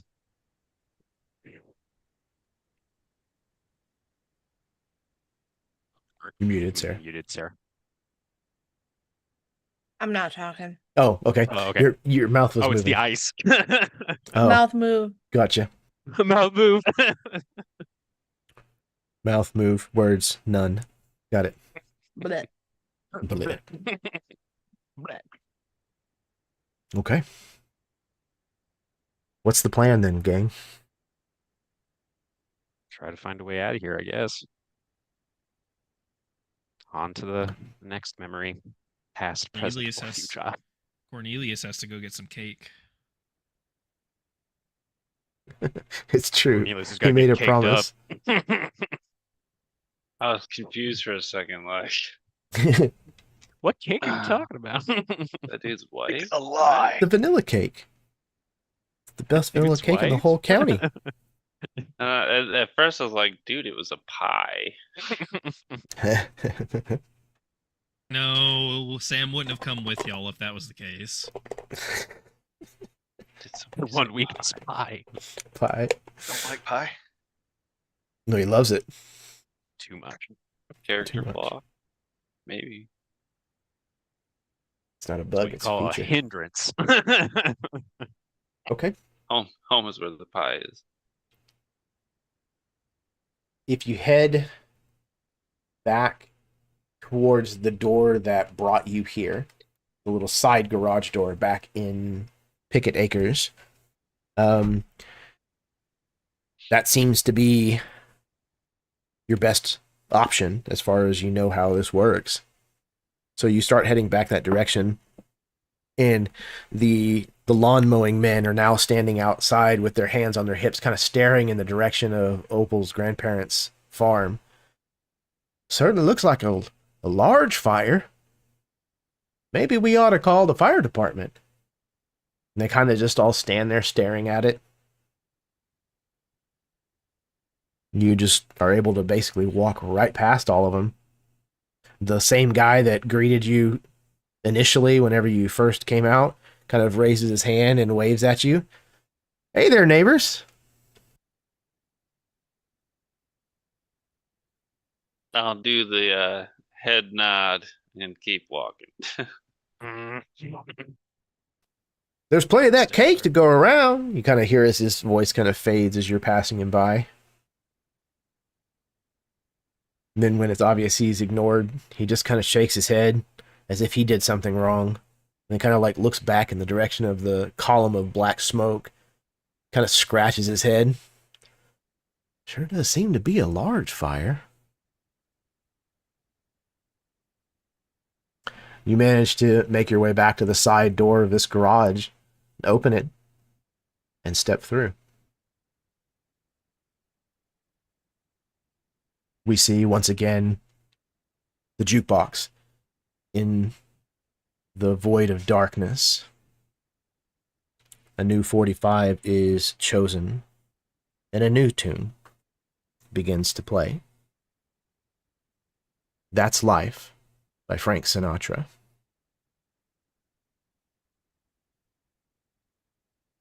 As you step through, you find yourselves in the middle of a cornfield. It now appears to be some point nearing the harvest time in the fall.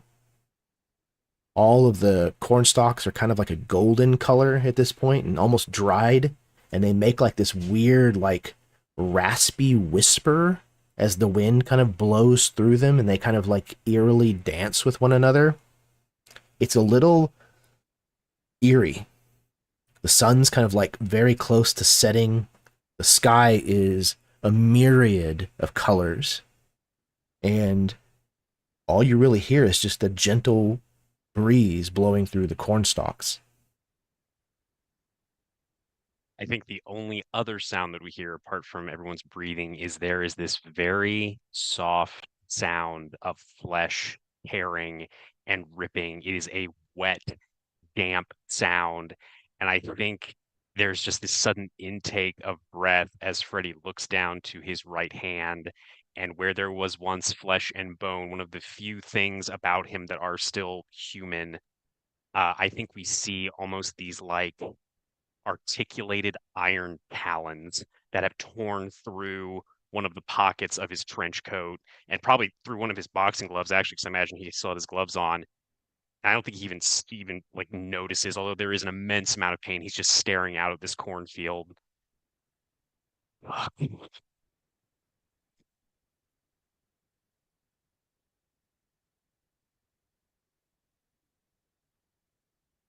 Well, and then I think he does finally look down. He sees the blood dripping off of this transformed hand.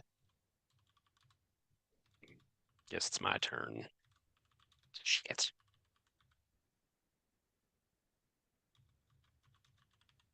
I think he's just gonna start walking into the corn. I think he moves like a man that is condemned, essentially, because he knows that his time is, if not already having run out, that it will run out very soon. Um, but he'll move slowly enough so that the others can follow. Because I think he understands that we aren't necessarily meant to do these things alone.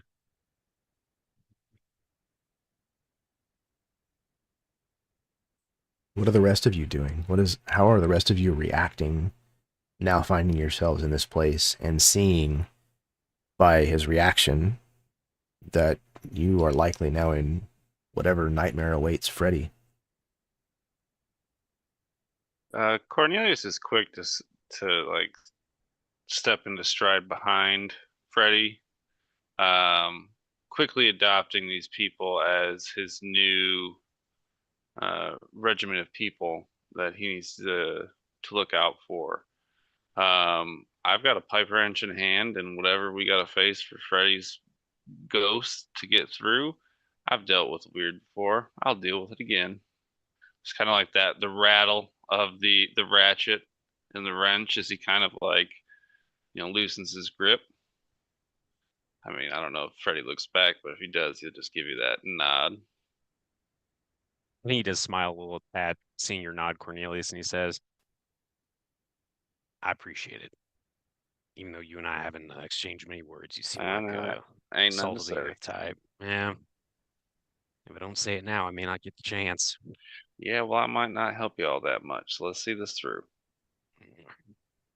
I think Opal's gonna be the next one to come up, and what she's actually gonna do is she's gonna pull off the shawl that Memo made and toss it over Freddy's shoulders. Oh, you don't And have to do that. That's yours. stop, I can make a new one. And then her hands actually reach out and touch all of this corn that they're, walking through. And it's very almost whimsical because she almost like adapts this like dance that the corn is doing as she's walking with Freddie and Cornelius.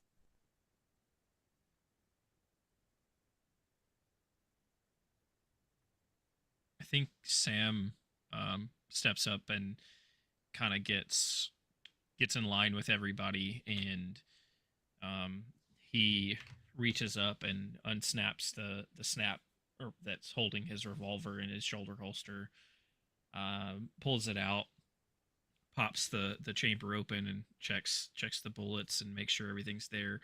Um, knowing what little he does about Freddy, knowing his kind of fighting background, I think Sam's fully prepared for this to be a fight.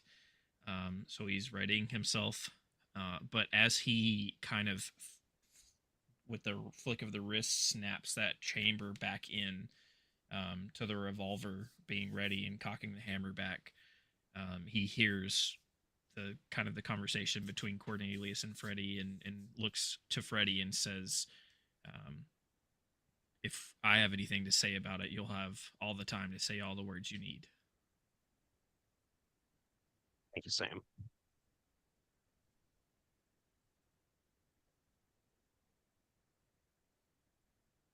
I believe Patterson's bringing up the rear here.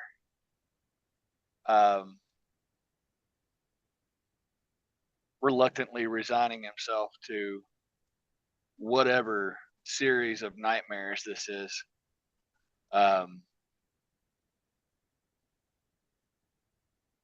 Holding his left hand out as he walks, he just kind of lets his fingers brush against the dry corn stalks in an effort to like anchor himself that this is not just a weird dream.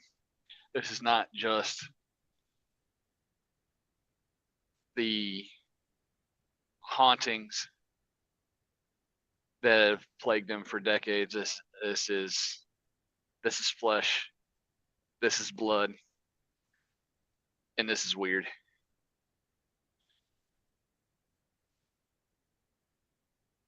Suddenly, the ground beneath your feet seems to come alive as you see several hundreds of rats running in the opposite direction that you're headed.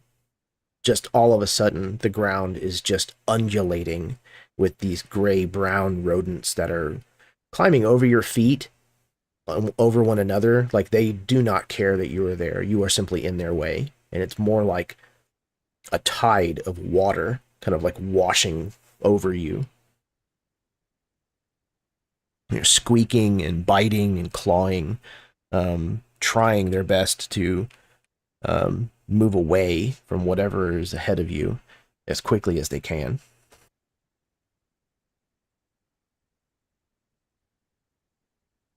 I think Freddy, despite himself, because again, he's not sure if this is, again, past, the present, the future. He assumes maybe the past.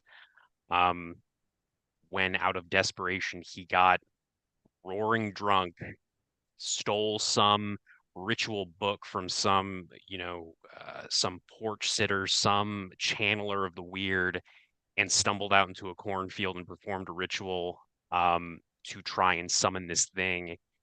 And I think despite kind of the cacophony of the rats squeaking underfoot, he finds himself sort of muttering part of this ritual to himself as he says, "She walks when the harvest moon bleeds. She knows what every farmer needs, a beak to tear and feathers to smother. You cannot escape the great corn mother." He just keeps walking, trying to lumber forward. Doesn't really seem to care if he's crushing the rats or not. But his shoulders are hunched. I think to him, honestly, this feels like a funerary march in a way, and it's his funerary march, and his face is pale as he continues moving forward. Absolutely. If you did not see in our side chat, please take a plot point. Beautifully written. You press forward regardless of this crashing wave of rodents that almost seems to be trying to push you back. You trudge forward. Even whenever they start to get thigh deep, you still are pushing your way against this flow of rodents that just does not seem to end. The rest of you are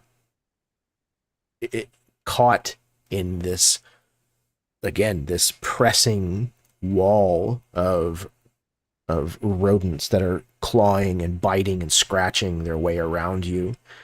The corn is like just trampling underneath, and at some point the rats thin and then stop, and you find yourself, Freddy, in the exact spot, the exact clearing, and laying open in the middle of that clearing is that fucking book. Just the way that you left it.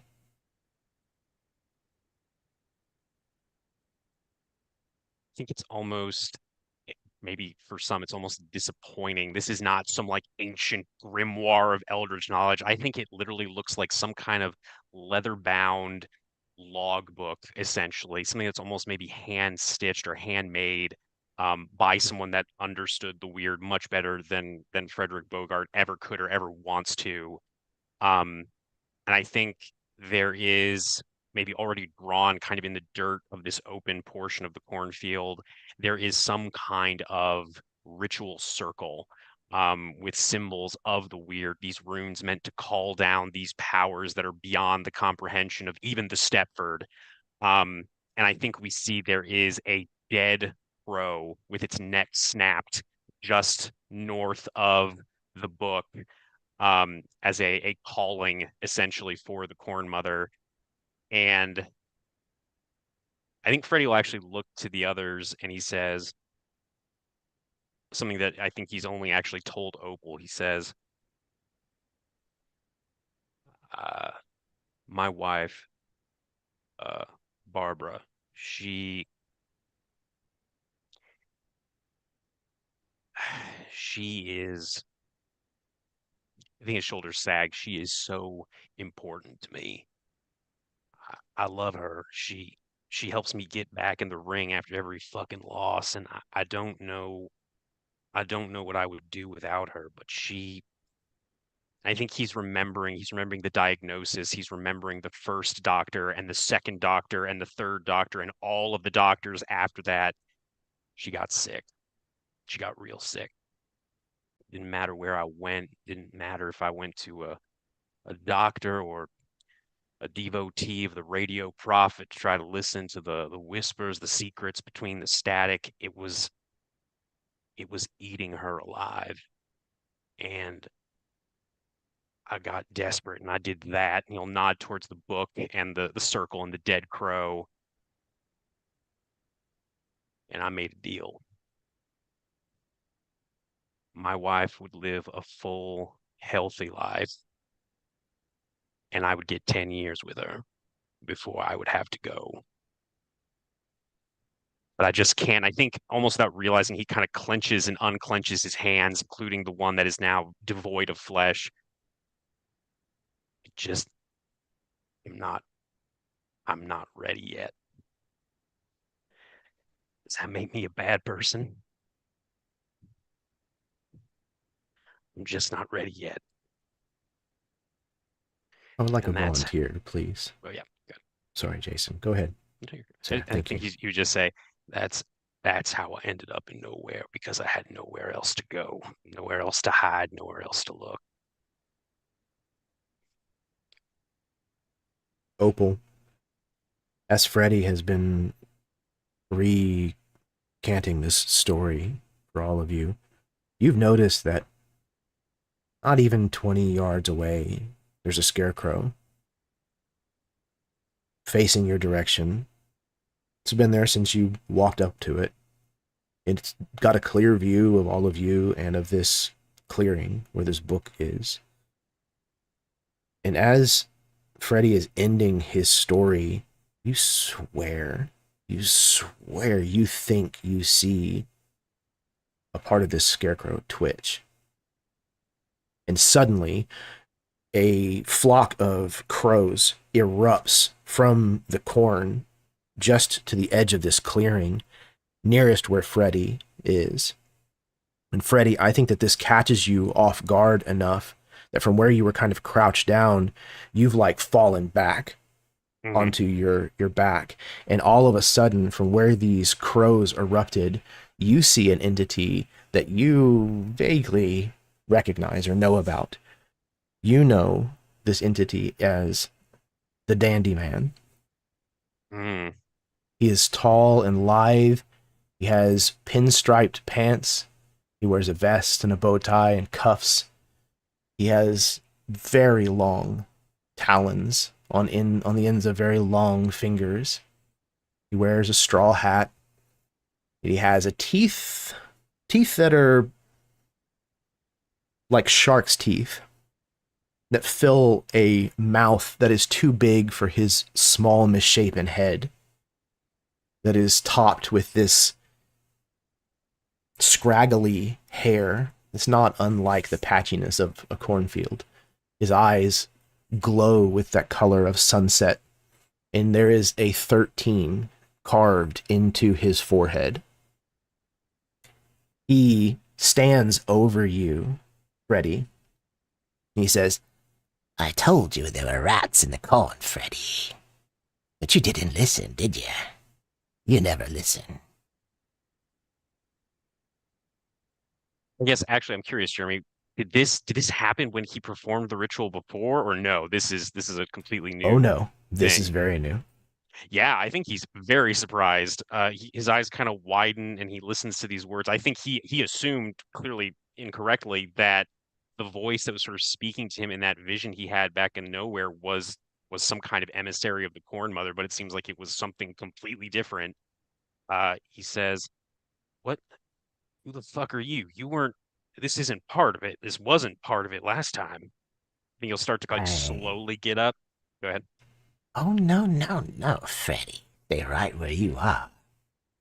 I am the 13th emissary, making you the 14th. He bends at his waist without like stooping, just folds himself in half in your direction. See? He extends a taloned finger towards you, and all of a sudden your forehead like erupts in pain. For anyone who can see Freddy from the front, a 14 carves itself into Freddy's forehead.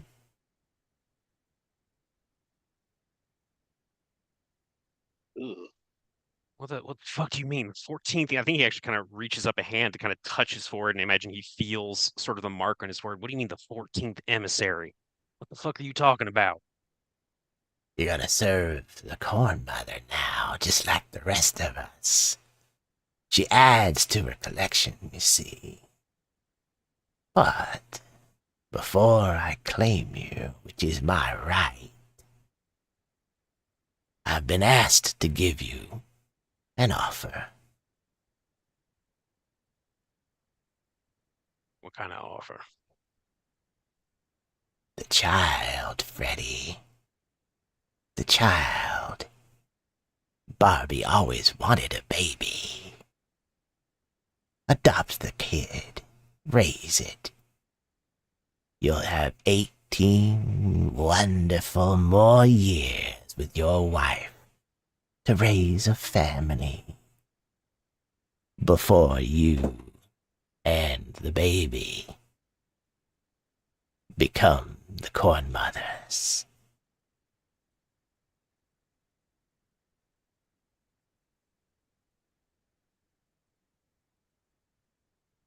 I think there's this long moment of silence, and there's this horrible part of Freddy that is genuinely considering this. But I think as he's thinking about this, his eyes fall to the golden wedding band around one finger. It falls to the silver locket around his neck. And he knows that it's delaying what he agreed to give. And I think this is maybe the moment where he realizes that although this thing is horrifying and everything it's saying is terrible, he did agree to this. He made this deal. To Opal's point, nobody forced him. Maybe there were no obvious other options, but I think he knows that Barbara, his wife, that she would never accept this, that she would be devastated, even more so than she probably is already. And I think that thought, more than anything, it causes this heart that is nestled in straw and a wooden ribcage to ache. And he sighs. And I think he'll look back to you, Opal, and he'll say, "Thanks for trying, Opie." And he's going to reach into his trench coat. He pulls out the black sun charm with the little star on it that's filled with dirt. And I think maybe as he's holding it up, I think you can see, Opal, that it is drained of color. It's just gray now. There is no color. I think he puts it on the dirt next to him. And he's going to reach under. I think he's actually going to unbutton the trench coat. And he pulls off the torn remnants of the granny sleeve on his left arm and sets it down. And he says, "I'm not going to do that to her. I'm not going to do that to Casey. I'm not going to do that to that baby." Casey gets to follow the stars, have a career, live a long life, and be famous.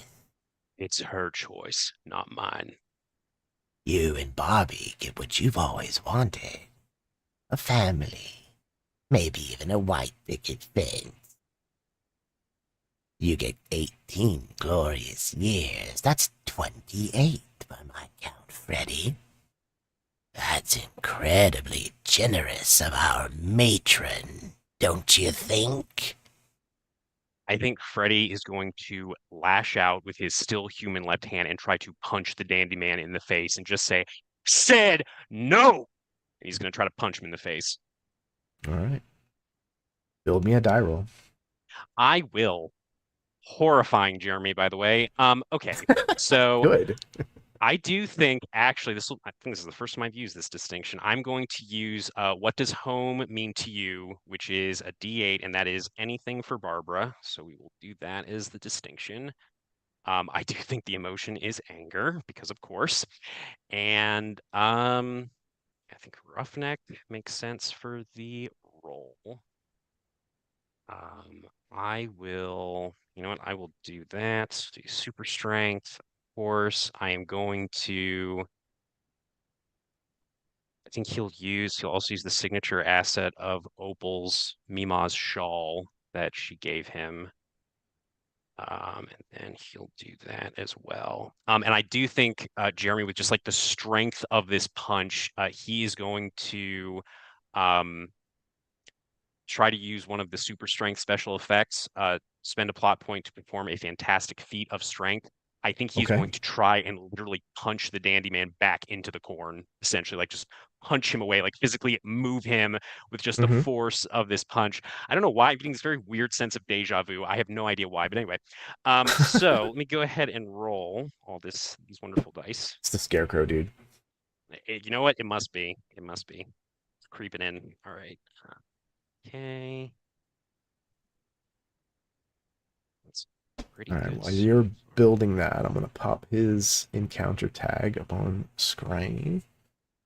He is the dandy man. He has 13th emissary at a D10, rake and reap at a D10, smooth as corn silk at a D8, and harvest for crows at a D8. And then he has 3 D10s as his NPC dice. Okay, so I did get 2 1s, Glorious. I got a let's see, I got a 17 and a D10 effect die. And again, my fantastic feat of strength will literally be to punch this individual back into the corn, maybe like knocking him over or something to that effect. Literally just to repel him as much as possible. Okay, what was the die type that you got the 1 on? It was a D12 and a D8, unfortunately. D12 and a D8. Okay. Yep, the shawl and the weird affiliation dice, unfortunately. So I'm going to take the D12 and activate that, so that'll earn you a plot point.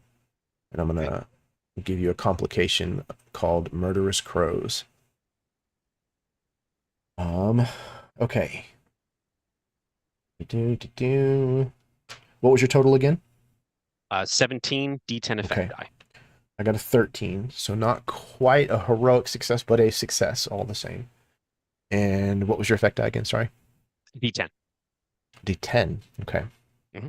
So you will roll one of his D10s down to a D8.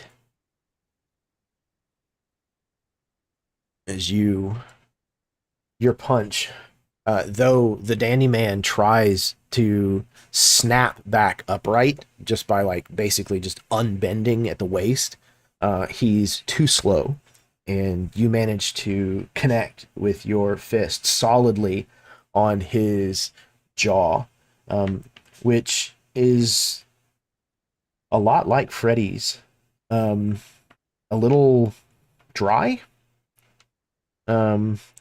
scarecrow-esque, and whenever you clock him, there's this sound of almost like hollow wood or like bone, that like rattles as he rocks backwards and flies into the corn stalks, taking several of them out as he disappears for a moment.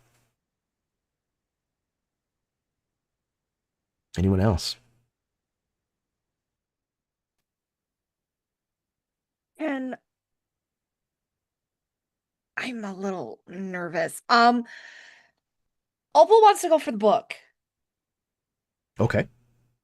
What you got in mind? So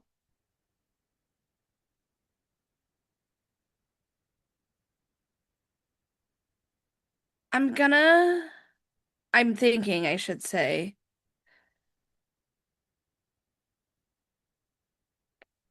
I'm gonna do Who Do You See in the Mirror? Because her memo would not let something like that stay in that place. Mm-hmm. So that's a D8.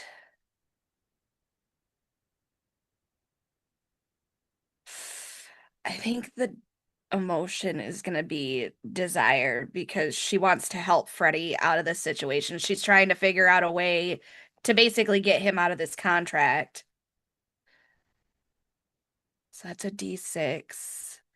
I'm going to use my relationship with Freddie for that as well at a D8. I'm going to use my affiliation with the weird as well. And then I'm going to do I'm trying to pick between Sage and Prodigy. Either could possibly fit. Prodigy is meant more kind of like an intelligence, learned knowledge. Sage is more like, Yeah. Instinct, practice. I think I'll do Sage with this one. So Sounds like a good plan.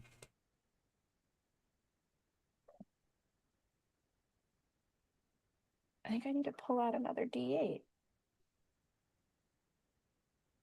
Because I don't have another one. Ruh-roh. That's Yeah, a I've been having to D10. like re-roll some of mine. I have 3 of every kind, but sometimes it's not enough. I have 4 of every Dang. My dice are like, no, I don't want to come out of the bag, so I'll just re-roll one too. So they're like, no thanks. Here's some No. D4s instead. Yeah, right. This is too scary to roll. Yeah. Basically, I that's want what my no dice part are of telling this me. bullshit. Okay. So no one so I suppose I far. should probably roll dice for him too.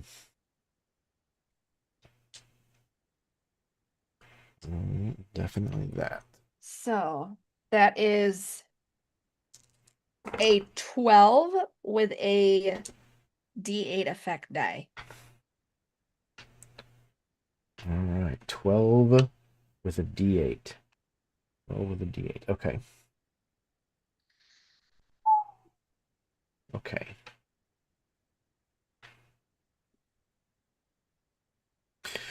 Okay, so Sarah, before I get to the result of the counter roll, I did roll a 1. So that is an opportunity if anybody wants to capitalize on it. I will. Okay. So you can spend a plot point to create an asset. It'll be, what was the one on? Oh, it's a D10 asset. Juicy. So What you I thinking here? think an asset for this,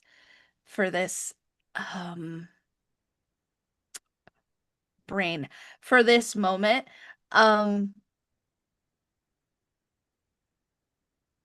instead of a scarecrow,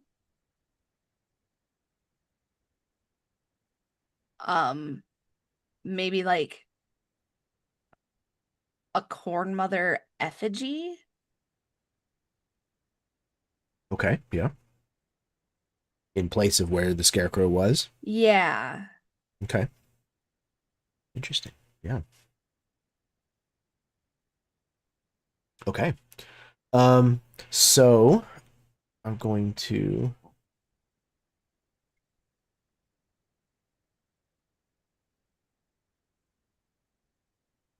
okay, I've got it.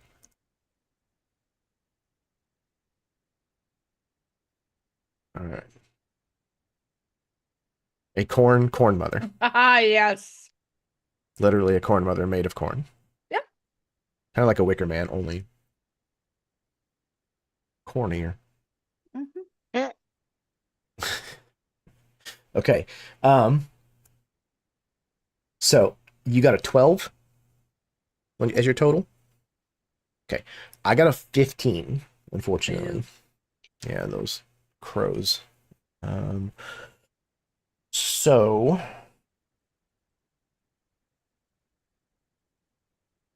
okay. Here's what happens.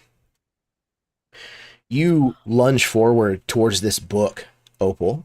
And as you do so, and you reach out for it, you feel the weird in this cornfield around you react to you lunging forward. And all of a sudden, a lot of these corn stalks that have been trampled by the rats kind of like amalgamate into this woman shape with like a crow's head, all made out of like dried corn stalks, kind of like standing somewhat tall, kind of looming over this clearing turned battlefield.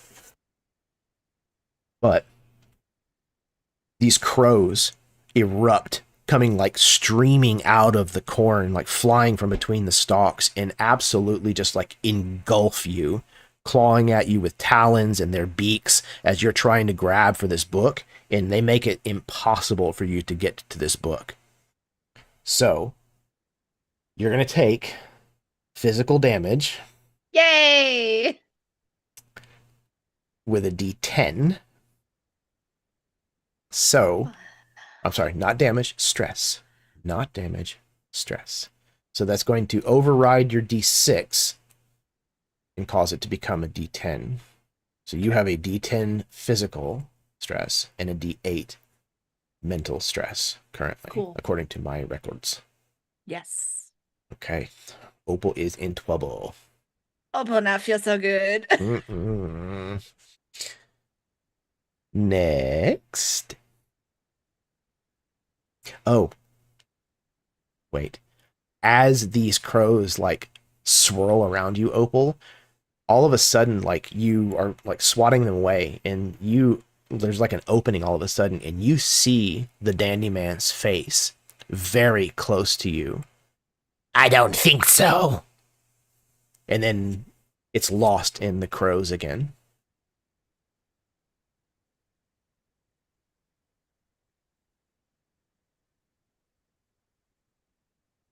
Patterson appears as this is happening, like physically jumping in between and trying to swat off these crows.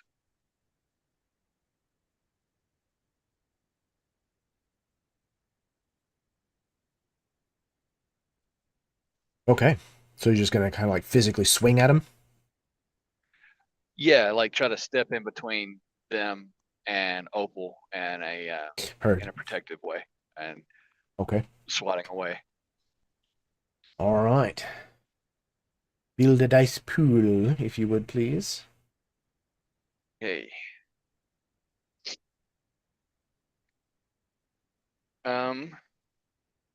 Have I told y'all how much I like this setting? Okay. I'm digging it.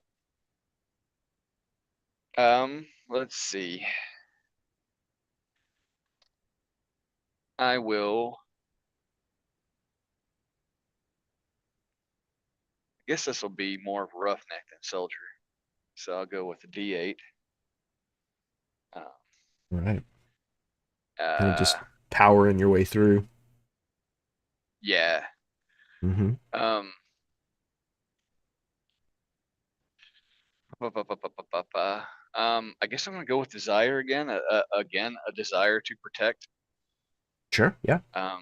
That's the only thing that makes sense for emotions. For me here. Distinctions.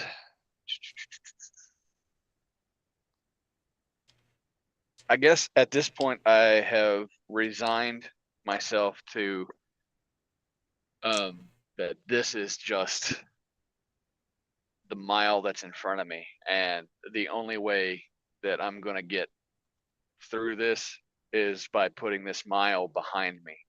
So I'm gonna put into that D8 for what are you chasing for that exact reason. Okay. It's a D8. I do want to use my assets, my signature ass D10 for my brass knuckles. Okay. Yeah, that sounds appropriate, Um, especially for smashing crows. and that's the only thing that I can really like tie into that makes sense to me. Then it leaves me with 4 dice. All right.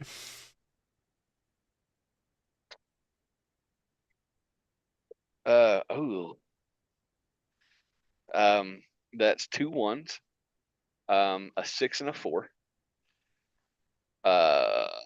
So the 6 and the 4 are going to be my total, for a 10. I guess a D8 for that 1. Jeez, for my effect. So if it's a 1, you cannot select it as your effect die. That's the only. Okay, so do I have to use one of the ones for my total then? Because that's the only numbers I have: the 6, the 4, and 2. Yeah, if you don't have another one, then your effect die defaults to a D4. Okay, then my effect will be a D4. Okay. All right. What was your total again? Remind me. 10. 10. Okay. Unfortunately, you got a 14. I did also get another 1. So if anybody wants to activate that opportunity. I would like to. Okay. Would you like to step up the corn mother from a D10 to a D12? or establish another asset. I had an idea for an asset, but I'm not sure. I'm not sure exactly what benefits us more. I can go with either one. Um, Up to Asset you. wise, I was kind of thinking like a loose thread on the standy man's clothing. Like he's Okay. partially made of straw, right? So Yes. a loose thread could be a hindrance to him if used right. Okay. I have that as a D8. So I'm going Is to... there Go ahead, any Jason. function I can use one of my plot points for to make this situation better?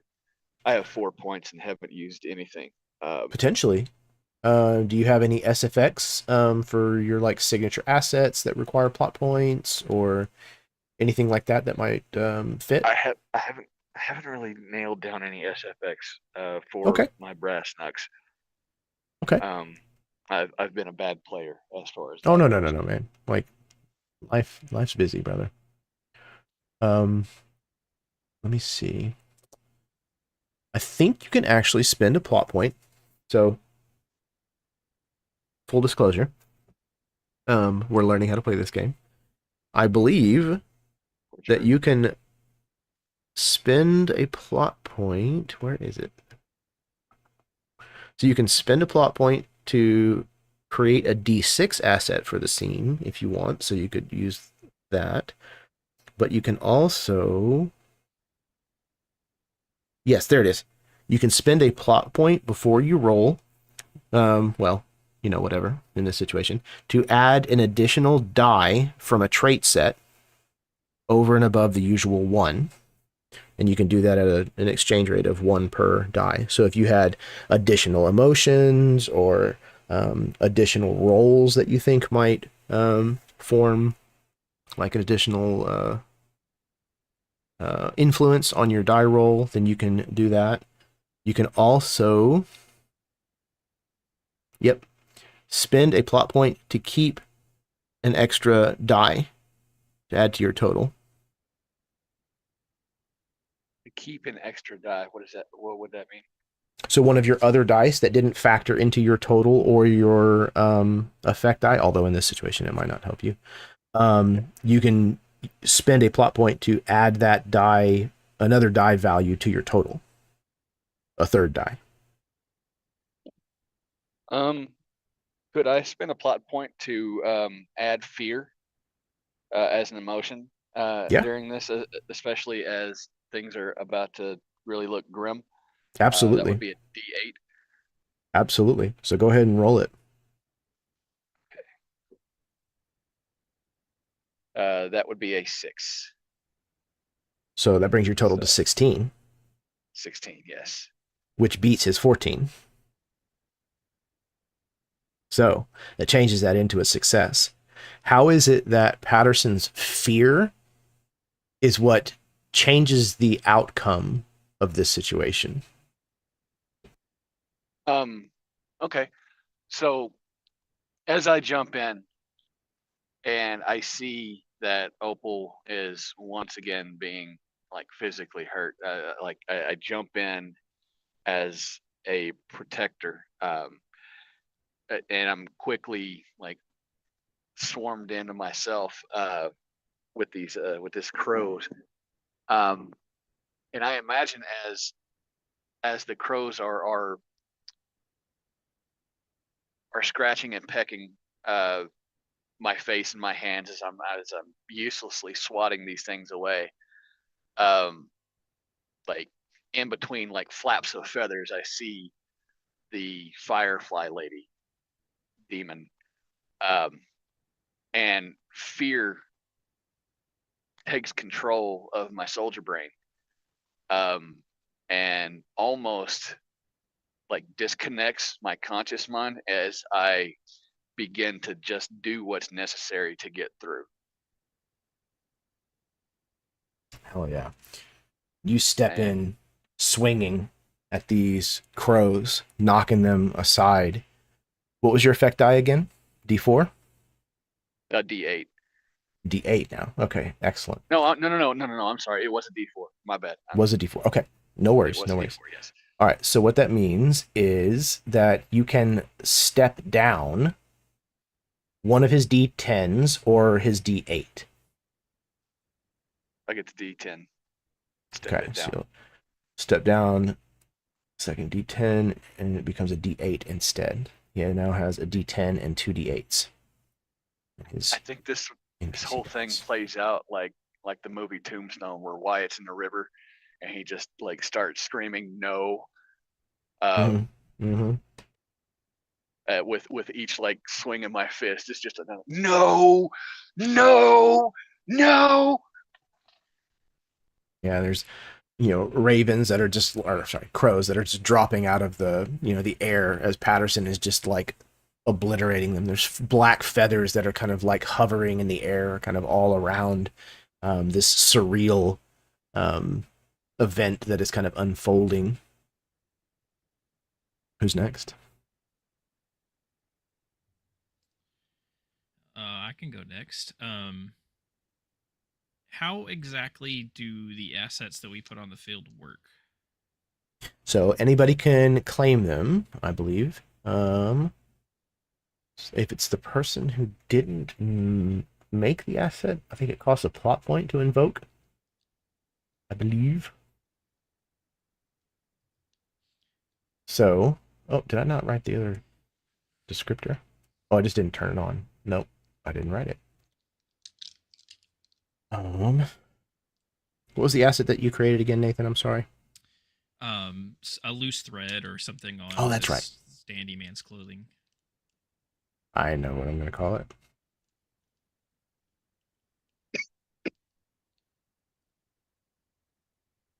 Pull my string. Okay, so yeah, you can invoke one of those for a plot point, unless you're the person who created the asset, in which case you get to use it for free. For free.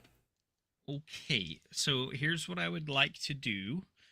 I would like to kind of like sneak into the corn and get around where I saw Freddy kind of knock this standy man, and I would like to attempt to pull his string. So Right. I'm thinking that this may also be detrimental to me a little bit, but I'm thinking in this process, I'm gonna do I'm gonna use the distinction who do I see in the mirror, um, because I'm also going to invoke my SFX for that if you'll allow it, and do nobody here. It reads, when making a Seidler roll to sneak or stay hidden, I can create a losing myself complication for the scene to roll my Seidler die a second time and add it to my result.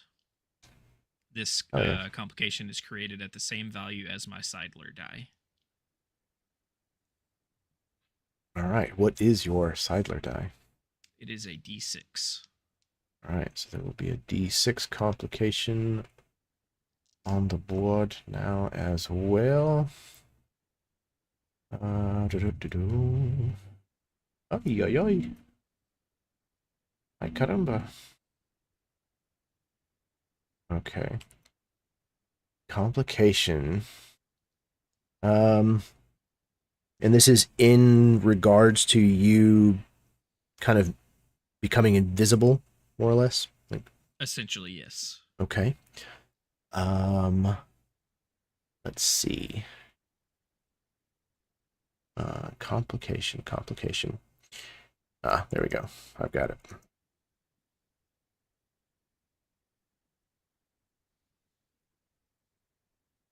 All right, this is going to be a D6 complication called One of the Rats.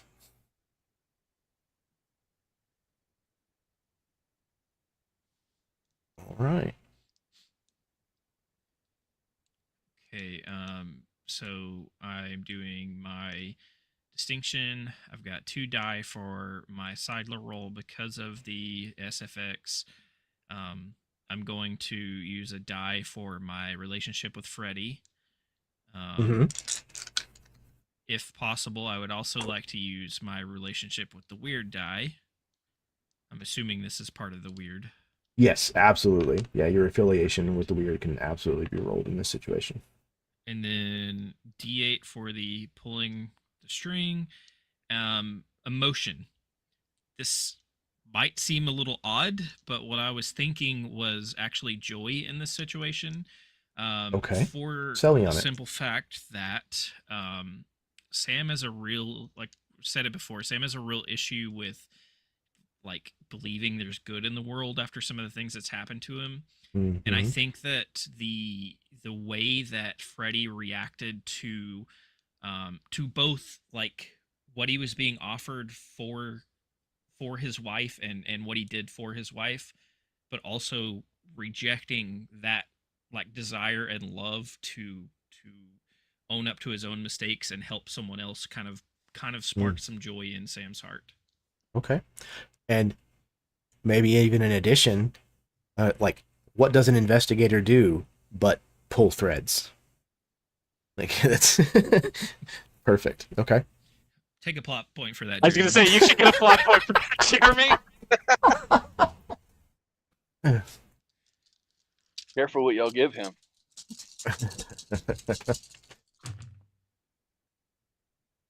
Okay. Yeah, Holy that sounds crap. beautiful, Nathan. Hopefully that's a good holy crap. A lot of sixes, which I know I can't add all together, but I did get a 1 on a Okay. D6. Okay. I will activate that so you can have a plot point. I am going to bump the one of the rats die from a D6 to a D8. Okay, one of those was an upside down 6, so it's a 9, not a 6. So I'll take that one.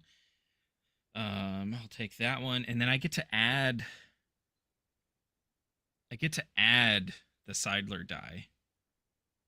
So that to me means I get to take 3 dice out of this one, and one of those has to be my D6 Seidler die, right? Right. Okay.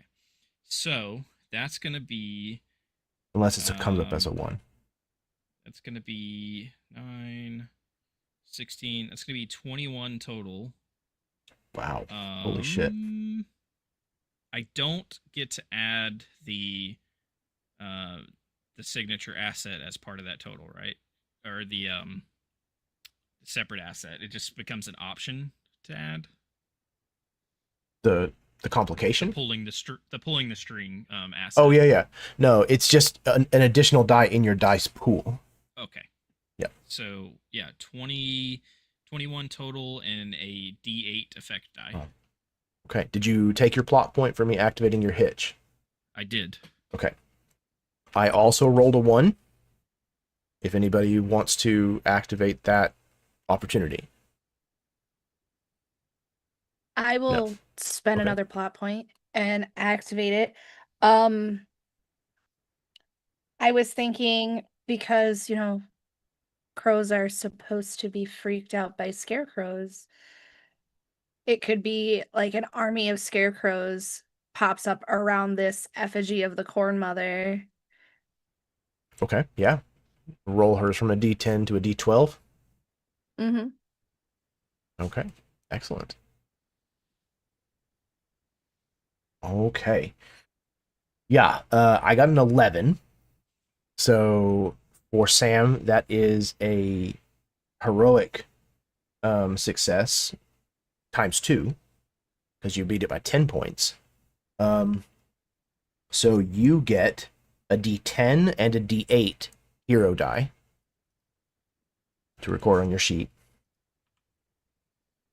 And remind me what your effect die was again? My effect die was a D8.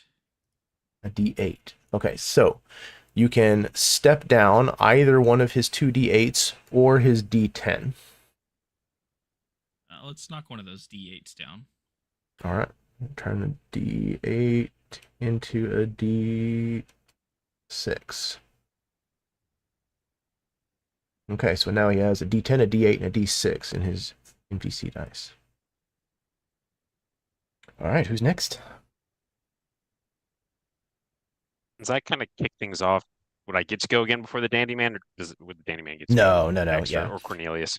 Once everybody on the PC side goes, he'll hit a turn, and then it'll be back to the PCs. Okay, so would I be able to go again, or no? Oh, because you Okay, started it yeah, off with go. punching him. Yeah, because I kind of started. I Yeah, I mean, if you, see. I'm I totally see. fine with counting that as my turn. I don't want to muddy the No, no, waters. no, no. Did your punch? Did I have it lower one of his dice? I No. think I did. Think so. Oh, maybe you did. Maybe you did. I think I did. I think Probably it was did. a D10 and rolled down to a D8. So yeah, let's let any other PCs go first. Okay, totally fine. I think it's Cornelius. Might be the only one. Could be.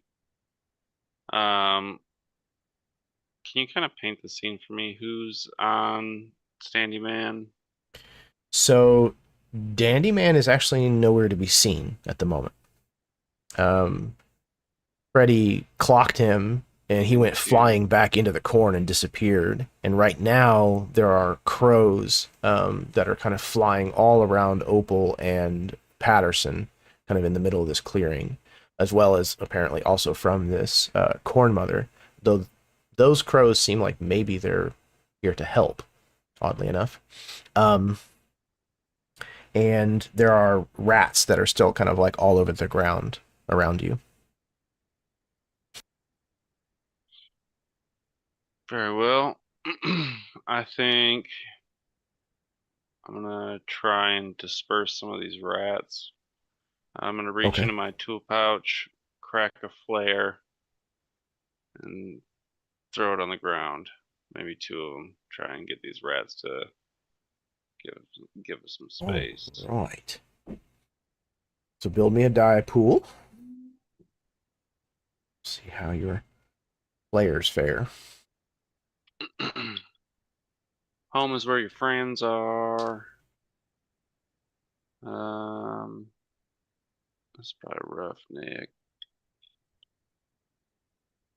A little bit of disgust. And two pouch. At 8. Okay. I rolled a 1. Okay. But we are looking at it was on a D6, the one is, but my total is 13 with the effect of a D8. Okay. I rolled a 1 as well. If anybody wants to capitalize on that. No? Okay. I think I'm also going to pass on activating that. We've got lots of complications on the board already. Okay, sorry. What was your total again, Baron? Total was 13, effect D8. 13. Okay. So I got a 12 total. So you just managed to beat him with a D8 effect die. Okay, so you could obliterate his D6 or step down either his D8 or his D10. Which you won't. We'll get rid of his D6. All right. Blammo. Now has a D10 and a D8 remaining. All right. You start throwing these flares out, and the rats absolutely like part around them, again, like water around a boulder. They're trying their best to get away from the intense red light that this produces and the heat that it puts off. Several of them catch on fire. Definitely making an impact on the combatants in this battle. Okay, so that was all of the PCs. All right.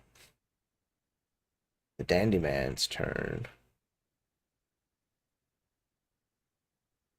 He comes after Freddy.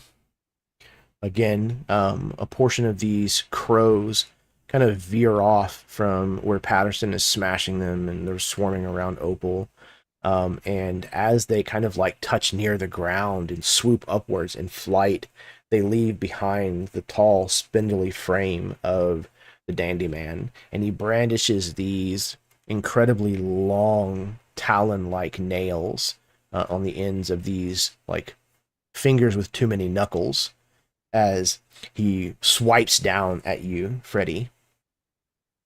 Wrong choice, Freddy. He is going to attack you, Freddy. How would you like to try to defend yourself?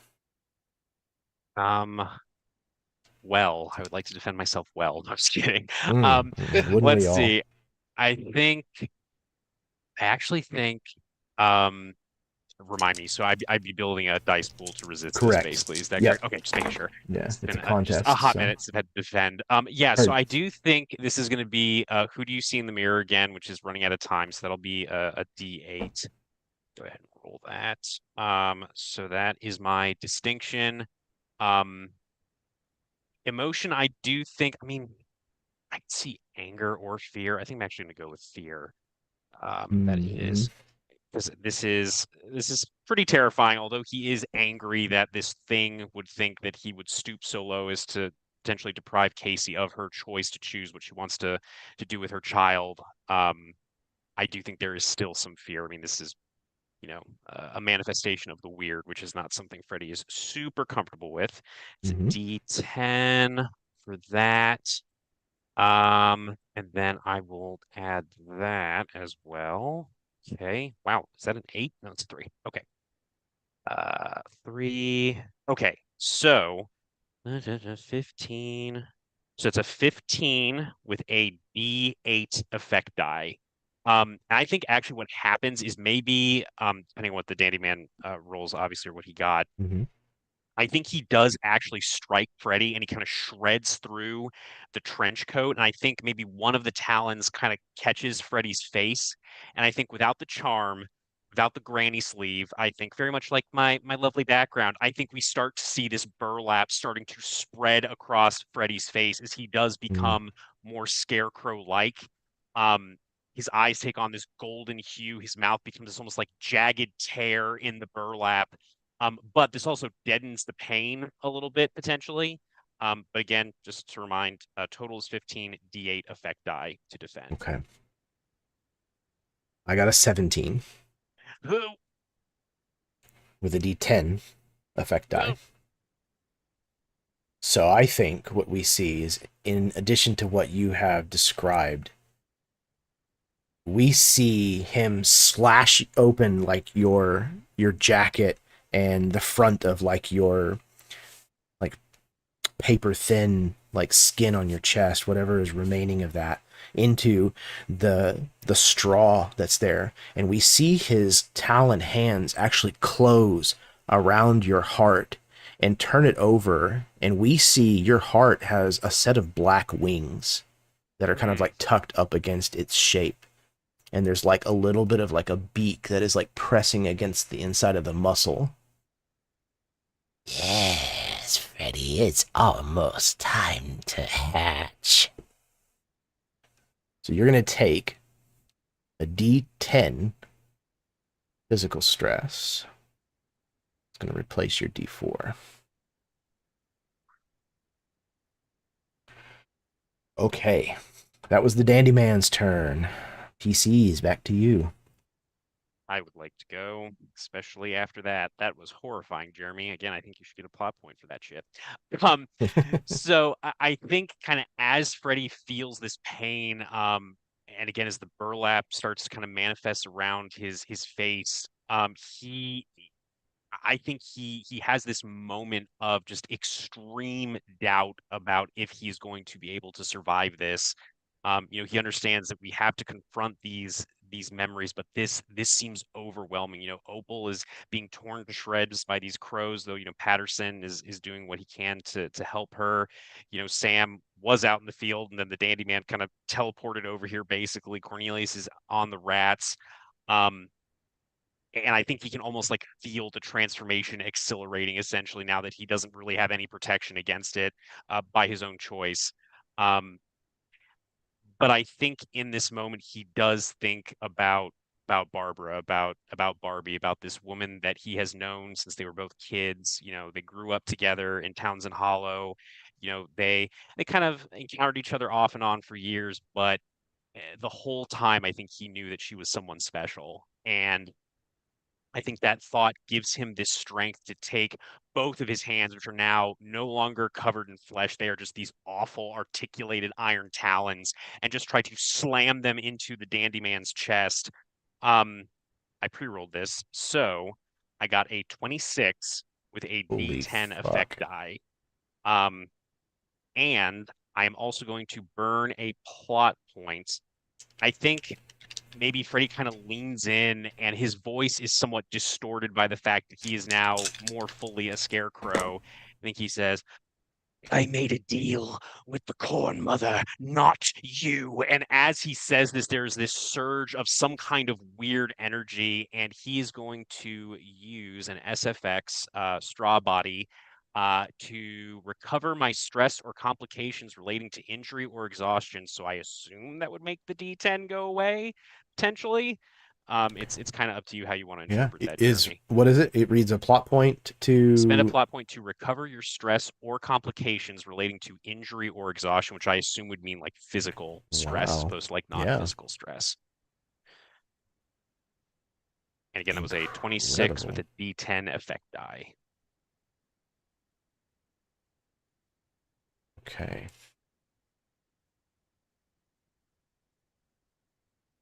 Sorry, your total was one more time. You're fine. 20 26 D10 26. effect Okay. die. Yeah. Yeah, so that is again going to beat my 16 by 10. So that is a double heroic success for you. So you will earn a hero die at a D12 and a D10. Roger that. And okay, your effect die one more time. Was a D10. So if I have D10. the option, I'll knock out that D8. So he just has the D10 left. That way you can eliminate the D8 entirely, leaving him with a single D10. That'll be it for Freddy. Okay. You you absolutely like slam both of your fists into his frail, spindly body, and he folds in half and flies backwards again, disappearing into the corn once more. This time, he leaves behind bits of straw and a couple of dead crows. Maybe just like a little bit of extra flavor. Freddy will, because I imagine like his weird winged heart was still kind of like outside of his body when the Dandy Man was holding it. Absolutely. I think he definitely like grabs it, and just at this point, I mean, he's fully becoming this thing, one way or the other. I think he just kind of like hucks it back like under his wooden rim cage and back where it belongs in his chest. This feels strange. All right, and then he'll refocus on the fight as the others take their turn. Yeah, there's absolutely like a one of your heartbeats. You actually hear this.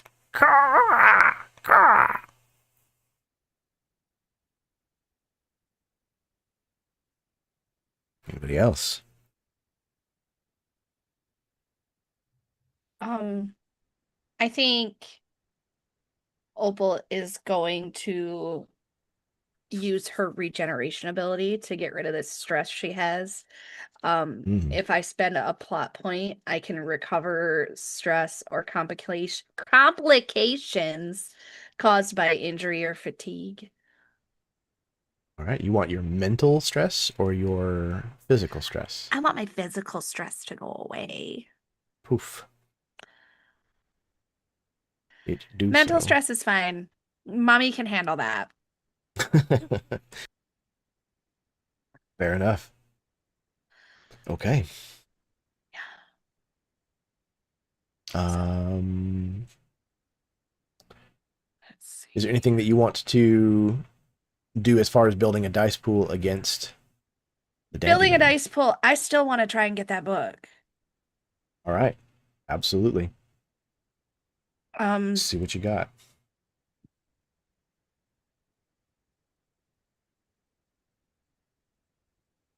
gonna do the who do you see in the mirror again. It's gonna be Mema.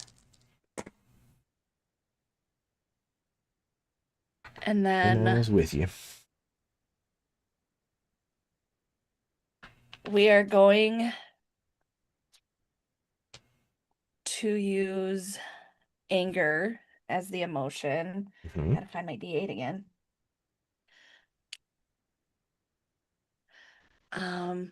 We're gonna use the relationship with.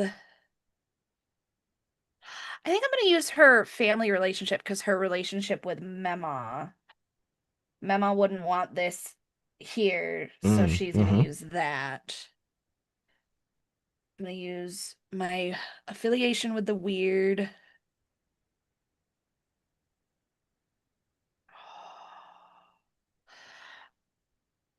I'm gonna use.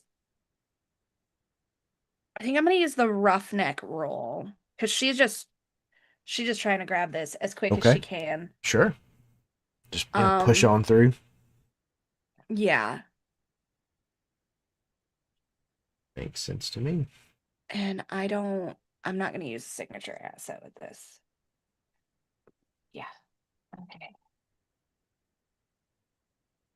Do good for me, Daddy. Oh. Okay. Okay. Okay. So I've got that. I've got that. Oh, that's not as bad as I thought it could be. Yay. I have no ones. No ones. Okay. Okay, that's Yay. good. I got a 17 with a D10 effect die. Okay. I got a 14. So you got a success. You said a D10 effect die? Yes. So you can roll his D10 down to a D8. Whoops, that one. That one. All right.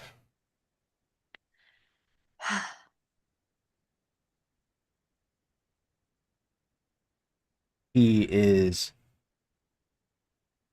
dwindling, leaving pieces of himself everywhere. This entire area is littered with the corpses of rats and crows that have been obliterated in one way or another. And you realize that with this dwindling threat, that there's an opening, and you manage to push past these crows that are still trying to bite and claw at you, and you just hunker down and push past them, and you reach down and grab a hold of this book, snatching it up.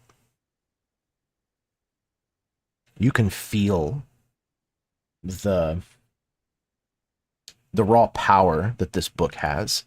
You've handled artifacts before. You've handled artifacts of the weird before, but this is palpable to you.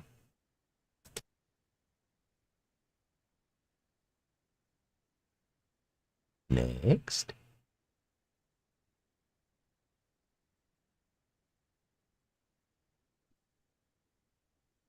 If possible, Sam would like to find this thread again and just keep pulling, or if he still has it, just keep pulling away on it, trying to unravel as much of this thing as he can.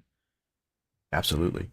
And I think it's even one of those things, Sam, where like you've got a hold of like one end of this thread, and like you're following it, and it's literally like bent along like one cornstalk where it like turns a corner and then like kind of disappears. And then all of a sudden you see, the dandy man attacking Freddy, and you're still holding on to this thread. And so, yeah, you can absolutely just keep pulling it. It is like this impossibly long piece of his vest. Right. I'm gonna use who do you see in the mirror again, but I'm gonna do it with a hinder at a D4. Okay. Because one of the things I put down was that he felt like a failure because he couldn't bring this killer to justice, and I think that he's afraid that he's about to not bring another killer to justice. He's afraid that Freddy's about to go. So with that, I'm also going to use fear. I'm going to use my affiliation with Freddy. I'm going to use my weird die again. I'm going to go soldier. We got the pulling the thread die. And then I would also like to kick in my Chi Mastery for this attack. Okay. It's going to be 2 1s. Oh. I'm going to let him ride. All right. It's going to be a 13 total with a D8 effect die, but with my Chi Mastery and the power point I'm spending with it, or the plot point I'm spending with it, I can step up the effect die for this attack. So it Hell would yeah. effect be a D10. Okay.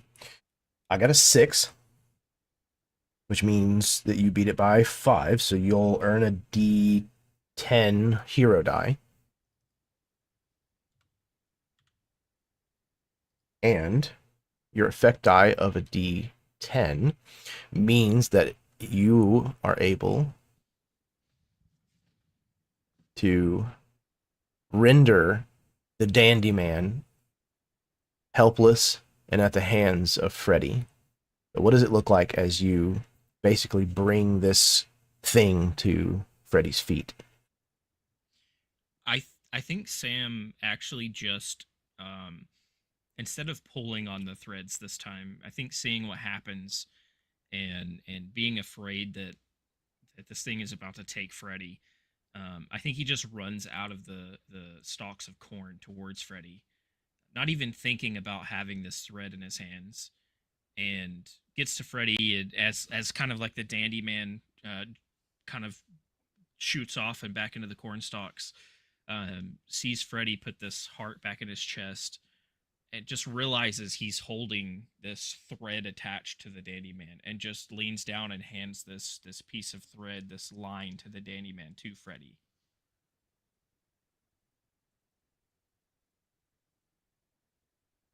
I think Freddy kind of looks at you, Sam, from again this like torn burlap sack of a face, these kind of golden eyes, one of these taloned hands kind of wraps around the thread, and he nods to you. And then I think he'll walk over to the Dandy Man, kind of looming over this, formerly tall, now prone figure.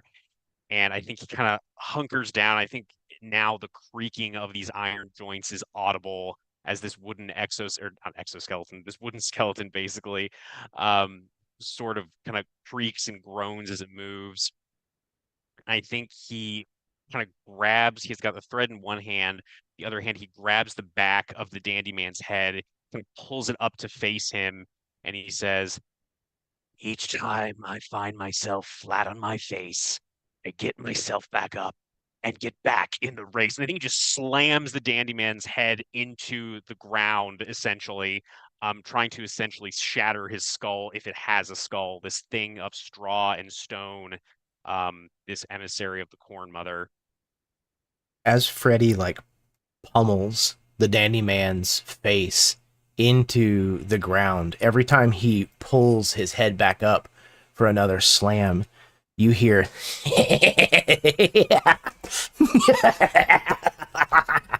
as he just laughs and laughs and laughs until he cannot anymore. And there's just this dust that is settled from the caved in face of the Dandy Man. We see, as the audience, the farm next over, another cornfield, another scarecrow, whose eyes alight with the color of sunset, and a 13 appears in its forehead, and it climbs down off of its perch. It begins walking swiftly in a direction.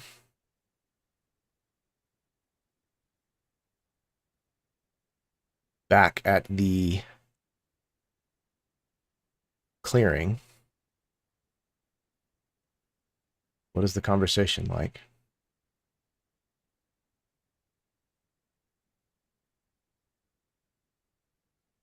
I think Freddy looks at you, Opal, with the book in your hands, and he says,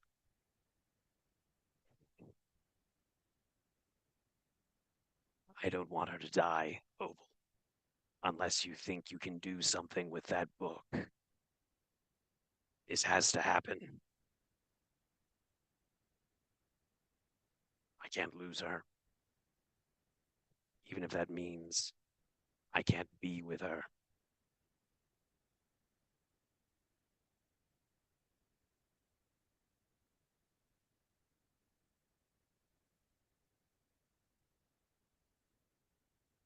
Opal doesn't look up from the book. She actually opens it and she begins looking through it.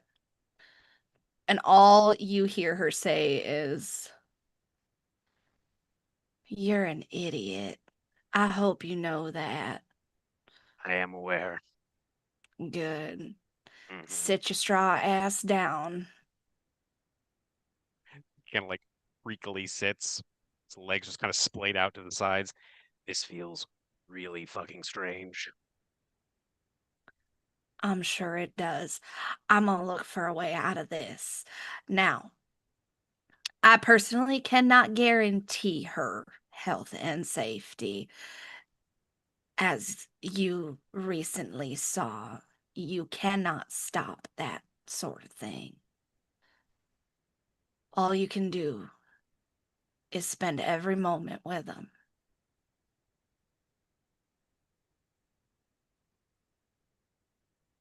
Every last one they have. I apparently lost 30 years. Maybe there's a way for you to go back. When the preacher stayed in his room, he chose to stay. Maybe you don't have to. But I don't want her to spend what is left of her life sick and dying, Opal. I understand that. I truly do. But sometimes that choice is not ours, and we cannot take it into our own hands. As you can see, your payment is clear.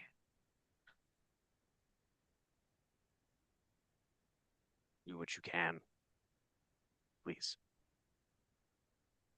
And Opal's going to start looking in the book for a way, whether it's a trade, whatever it may be.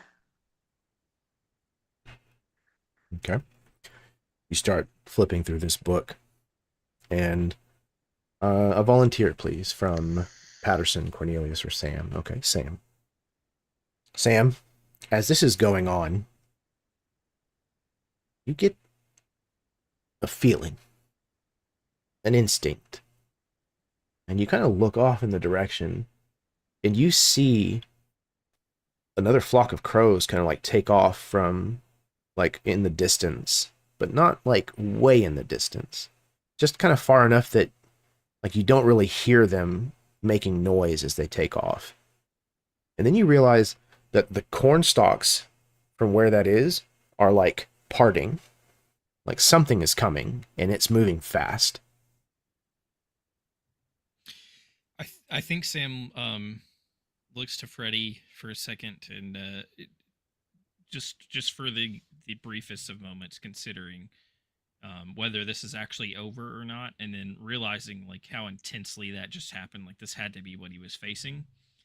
And then he walks to Freddy, and I think he puts a hand on his shoulder and says, "There's something else coming. We may not need to stay here. I know you have something to figure out, but we may need to do that elsewhere." Kind of stands up to his full height now, kind of towering over you, Sam, and he glances to Opal before looking back at you. I think what I figured out is when you make a deal, it has to be honored. And I made the deal. So, Opal, if you can't do something within the next few moments, and I think he kind of looks to the direction that you're looking, Sam, and he sees the corn stalks parting. If you can't do what you're going to do in the next few seconds, we need to leave. Yeah, you know, Opal, that like the knowledge that's contained in this book is not your type of magic. This is weird magic.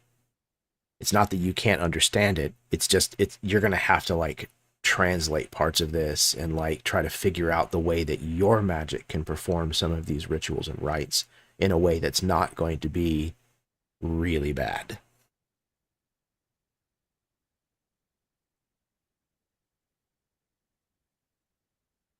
I just need one of y'all to stay near me so nothing hits me. I think Freddy Patterson's will look. already there. Oh, never mind. Yeah, that works. All right, Patterson. Thank you. I guess the rest of us can try to find the door to the next place.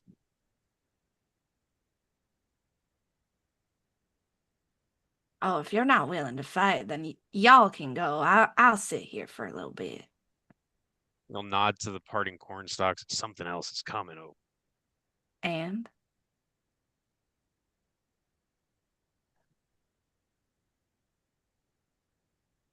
this is what I had to face. I made this deal. oh, I know. I have to accept that there is a cost. Nothing is free. Oh, you're more I than thought I- welcome to accept that, my dear. But I do not have to accept that.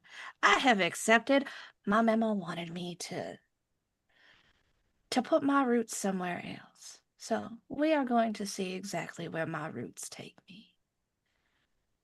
This is just one of those seeds I've planted. Stubborn some bitch, Opal. Oh, I didn't know you cared so much. And I think Sam. the scarecrow will lumber behind Opal. I think he's just gonna wait. Yeah. Sam, you see movement in the corn coming your direction, but then you realize it's something smaller, something closer to the ground. And just about the time that you're kind of trying to figure out, like, what is that? You're able to see a dog. And you hear, woof, woof. And you see Argos come out of the corn, moving faster than fucking lightning. He runs up to you and he starts nudging your hand. Woof, woof, woof. Like, it's very obvious that he is like agitated and is trying to like get your attention.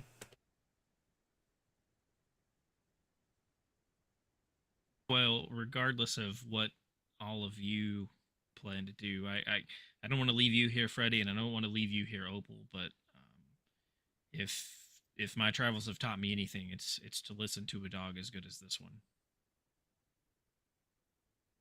So I'm following if no one else is. Go, Patterson. I'll stay with Opal. There's no reason for three of us to potentially get destroyed by whatever's coming.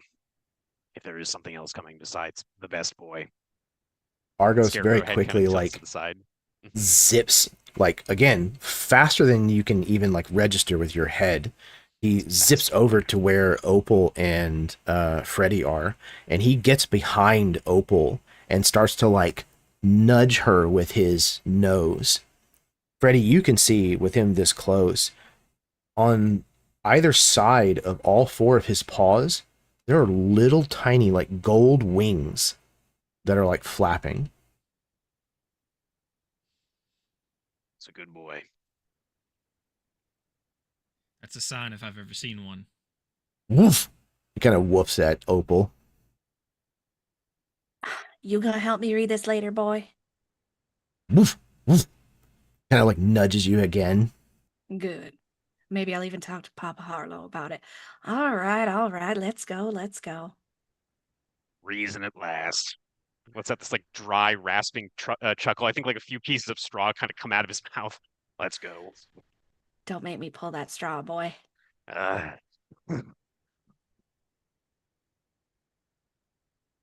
So you start to follow Argos as he very quickly like runs off and then comes back and circles around you and then runs off again and just kind of keeps doing this repeatedly. Again, this dog is moving like Quicksilver back and forth. Like, despite his age, he is moving faster than anything you've ever seen move, with the exception of maybe the way Papa Harlow reacted to Patterson grabbing him.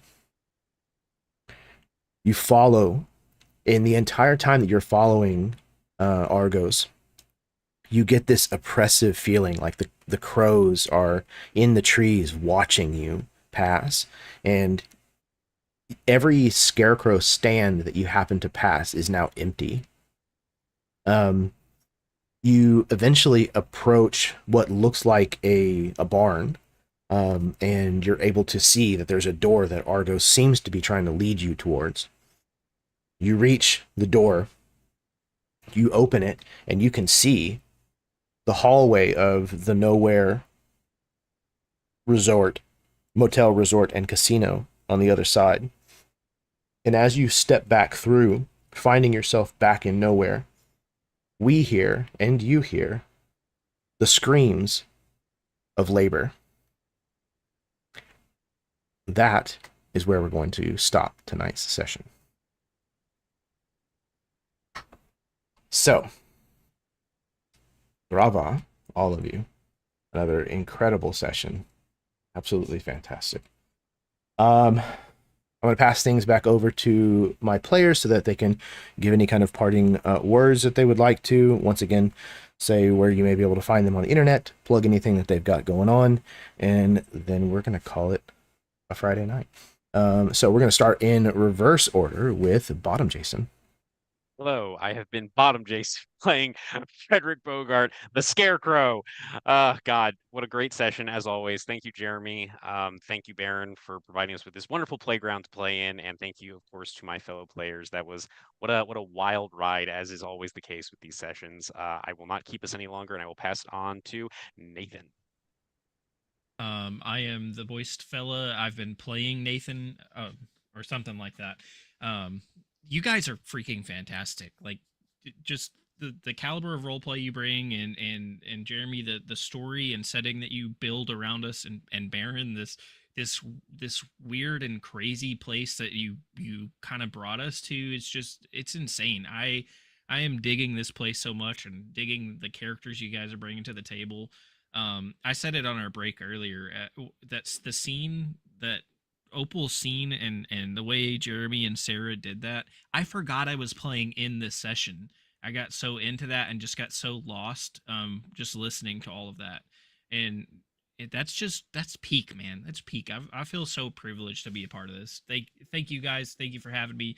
I will also not keep us any later, and I will pass it to Baron. Speaking of keeping us later, I'm Baron. I've been Baron. I play games. You can find me on MTD on Mondays, where I'm in a weekly campaign that is a lot of fun. Karen's in it with me. And you'll find me here in April and May, as quite a few people actually in this game join me as we venture into Falcavia, the Domain of Dread, from Van Richten's Guide to fucking whatever the fuck it is. I don't know. It's late. Thanks for having me. Yeah, I was actually talking about that with another friend of mine, and I realized I've never actually gotten the chance to play in a gothic horror game. I've run several, but I've never actually gotten the chance to play in a Ravenloft type setting, other than like a one-time guest for somebody. So I am very excited for that, especially with the character concept that I've got cooking. So, yeah, thank you, Baron. Next up, speaking of cooking, it's Sarah. I do like to cook. I did make an awesome soup this week. But yeah, I'm Sarah, Alice XN on all the socials. You can find Kieran and I on MTD every other Tuesday for Sky Metal Iron Gods. I am on here a lot. Yeah, no, this was bonkers. Like, it was so good though. Like, I understand I was crying, but it was so good. Like, it got me. It got me good. And to have all of you here and just all this amazing role play with everybody, it has been a wild fucking ride, and I cannot wait to see where this goes. Now it's Top Jason's turn. Hey there, family. No, this is just next level, like weird, and I love every moment of it. I mean, Jeremy, freaking Crow Hearts, awesome. I loved Mr. Dandy as an enemy. You gave me Violator vibes with all that. That was super creepy. You just you're just top notch, man. You guys, my fellow players, every one of you are just amazing. Sarah, you brought tears to my eyes with the grandma scene. That was stupid powerful, and I appreciate that as someone who loves these stories that really like latch on to real emotion. That was excellent. That's really all I got. I can't wait for the next session, and I am tired. Top Jason. I will see y'all next time. Dude, absolutely, man. Yeah, like I said, I really, really dig this setting. I think Baron, you latched onto a nerve that is not something that I have seen a lot of other IPs really do. And it's been a really, really fun place to explore so far. So thank you. It's been an absolute pleasure to put difficult situations in front of all of you and watch you, each one so far, masterfully handle these scenes that are emotionally rough in a lot of ways, but they resonate for your characters in a truthfulness that also hits some very weird but lovely notes about the setting. And that makes me very happy whenever something that we do accomplishes two things at once. That makes me very, very happy. It's efficient. So yeah. And thank you again, Sarah. I know that was a rough scene, and I think you handled it beautifully. And it was a really, really wonderful, very emotionally charged scene. I knew that there was going to be a death involved at some point in this story, and I'm glad that we managed to tell it the way that we did. I think that was a fun. It was really, really good. It was really, really good. I don't know what to do with the compliments. This is making my brain hurt. Sorry. It's okay. All of you, seriously, thank you for building the kinds of characters that give me such great material, such great content where I can go to a deep emotional place, and also again kind of showcase the things that this setting has to offer. I appreciate that, as well as again just being people who are fun to spend time with. There's not a lot of tables where I would be comfortable playing that deeply emotional of a scene, because it wouldn't play the same. There wouldn't be people who gave it the right gravity at the table. So thank you for all being the kinds of players that can do that and then immediately tell dirty jokes afterwards. My kind of people. Okay. Speaking to my kind of people, thank all of you very much who may have watched this. It really does mean a lot to me that people find something entertaining in watching these games. So yeah, hopefully you cried with us and then maybe laughed with us. I'm having a lot of fun, and I cannot wait to finish up this trilogy, whenever that's going to be. We will not have the chance to play next week, even though these have been sequential. So it'll be 2 weeks before you see us again playing elsewhere. But we will be back with a part 4 at the very least. We'll call the rest later. But yeah. If you did enjoy this game, do all the stuff that the algorithm likes to see. Hit the like button, subscribe, share the link, leave a comment, buy Cortex, play Cortex, play elsewhere. Like, it's a really fucking cool setting. There's a lot of fun stuff that you can do with it. All right. Go out there and be nice. Kindness is a free action. It costs you absolutely nothing to be kind to someone, and you have no idea how much of a difference that it could possibly make in their life. So it's literally something that you can give away for free that doesn't cost you a single thing, and it could be an incredible gift for somebody who might need it. So again, it's easy fucking commerce. Easy. Supply and demand does not apply. So go out there, be nice. Be nice, fuck Ice. Yeah, Ice, if you're out there and you're watching this, fuck you. Come find me. We'll talk. All right.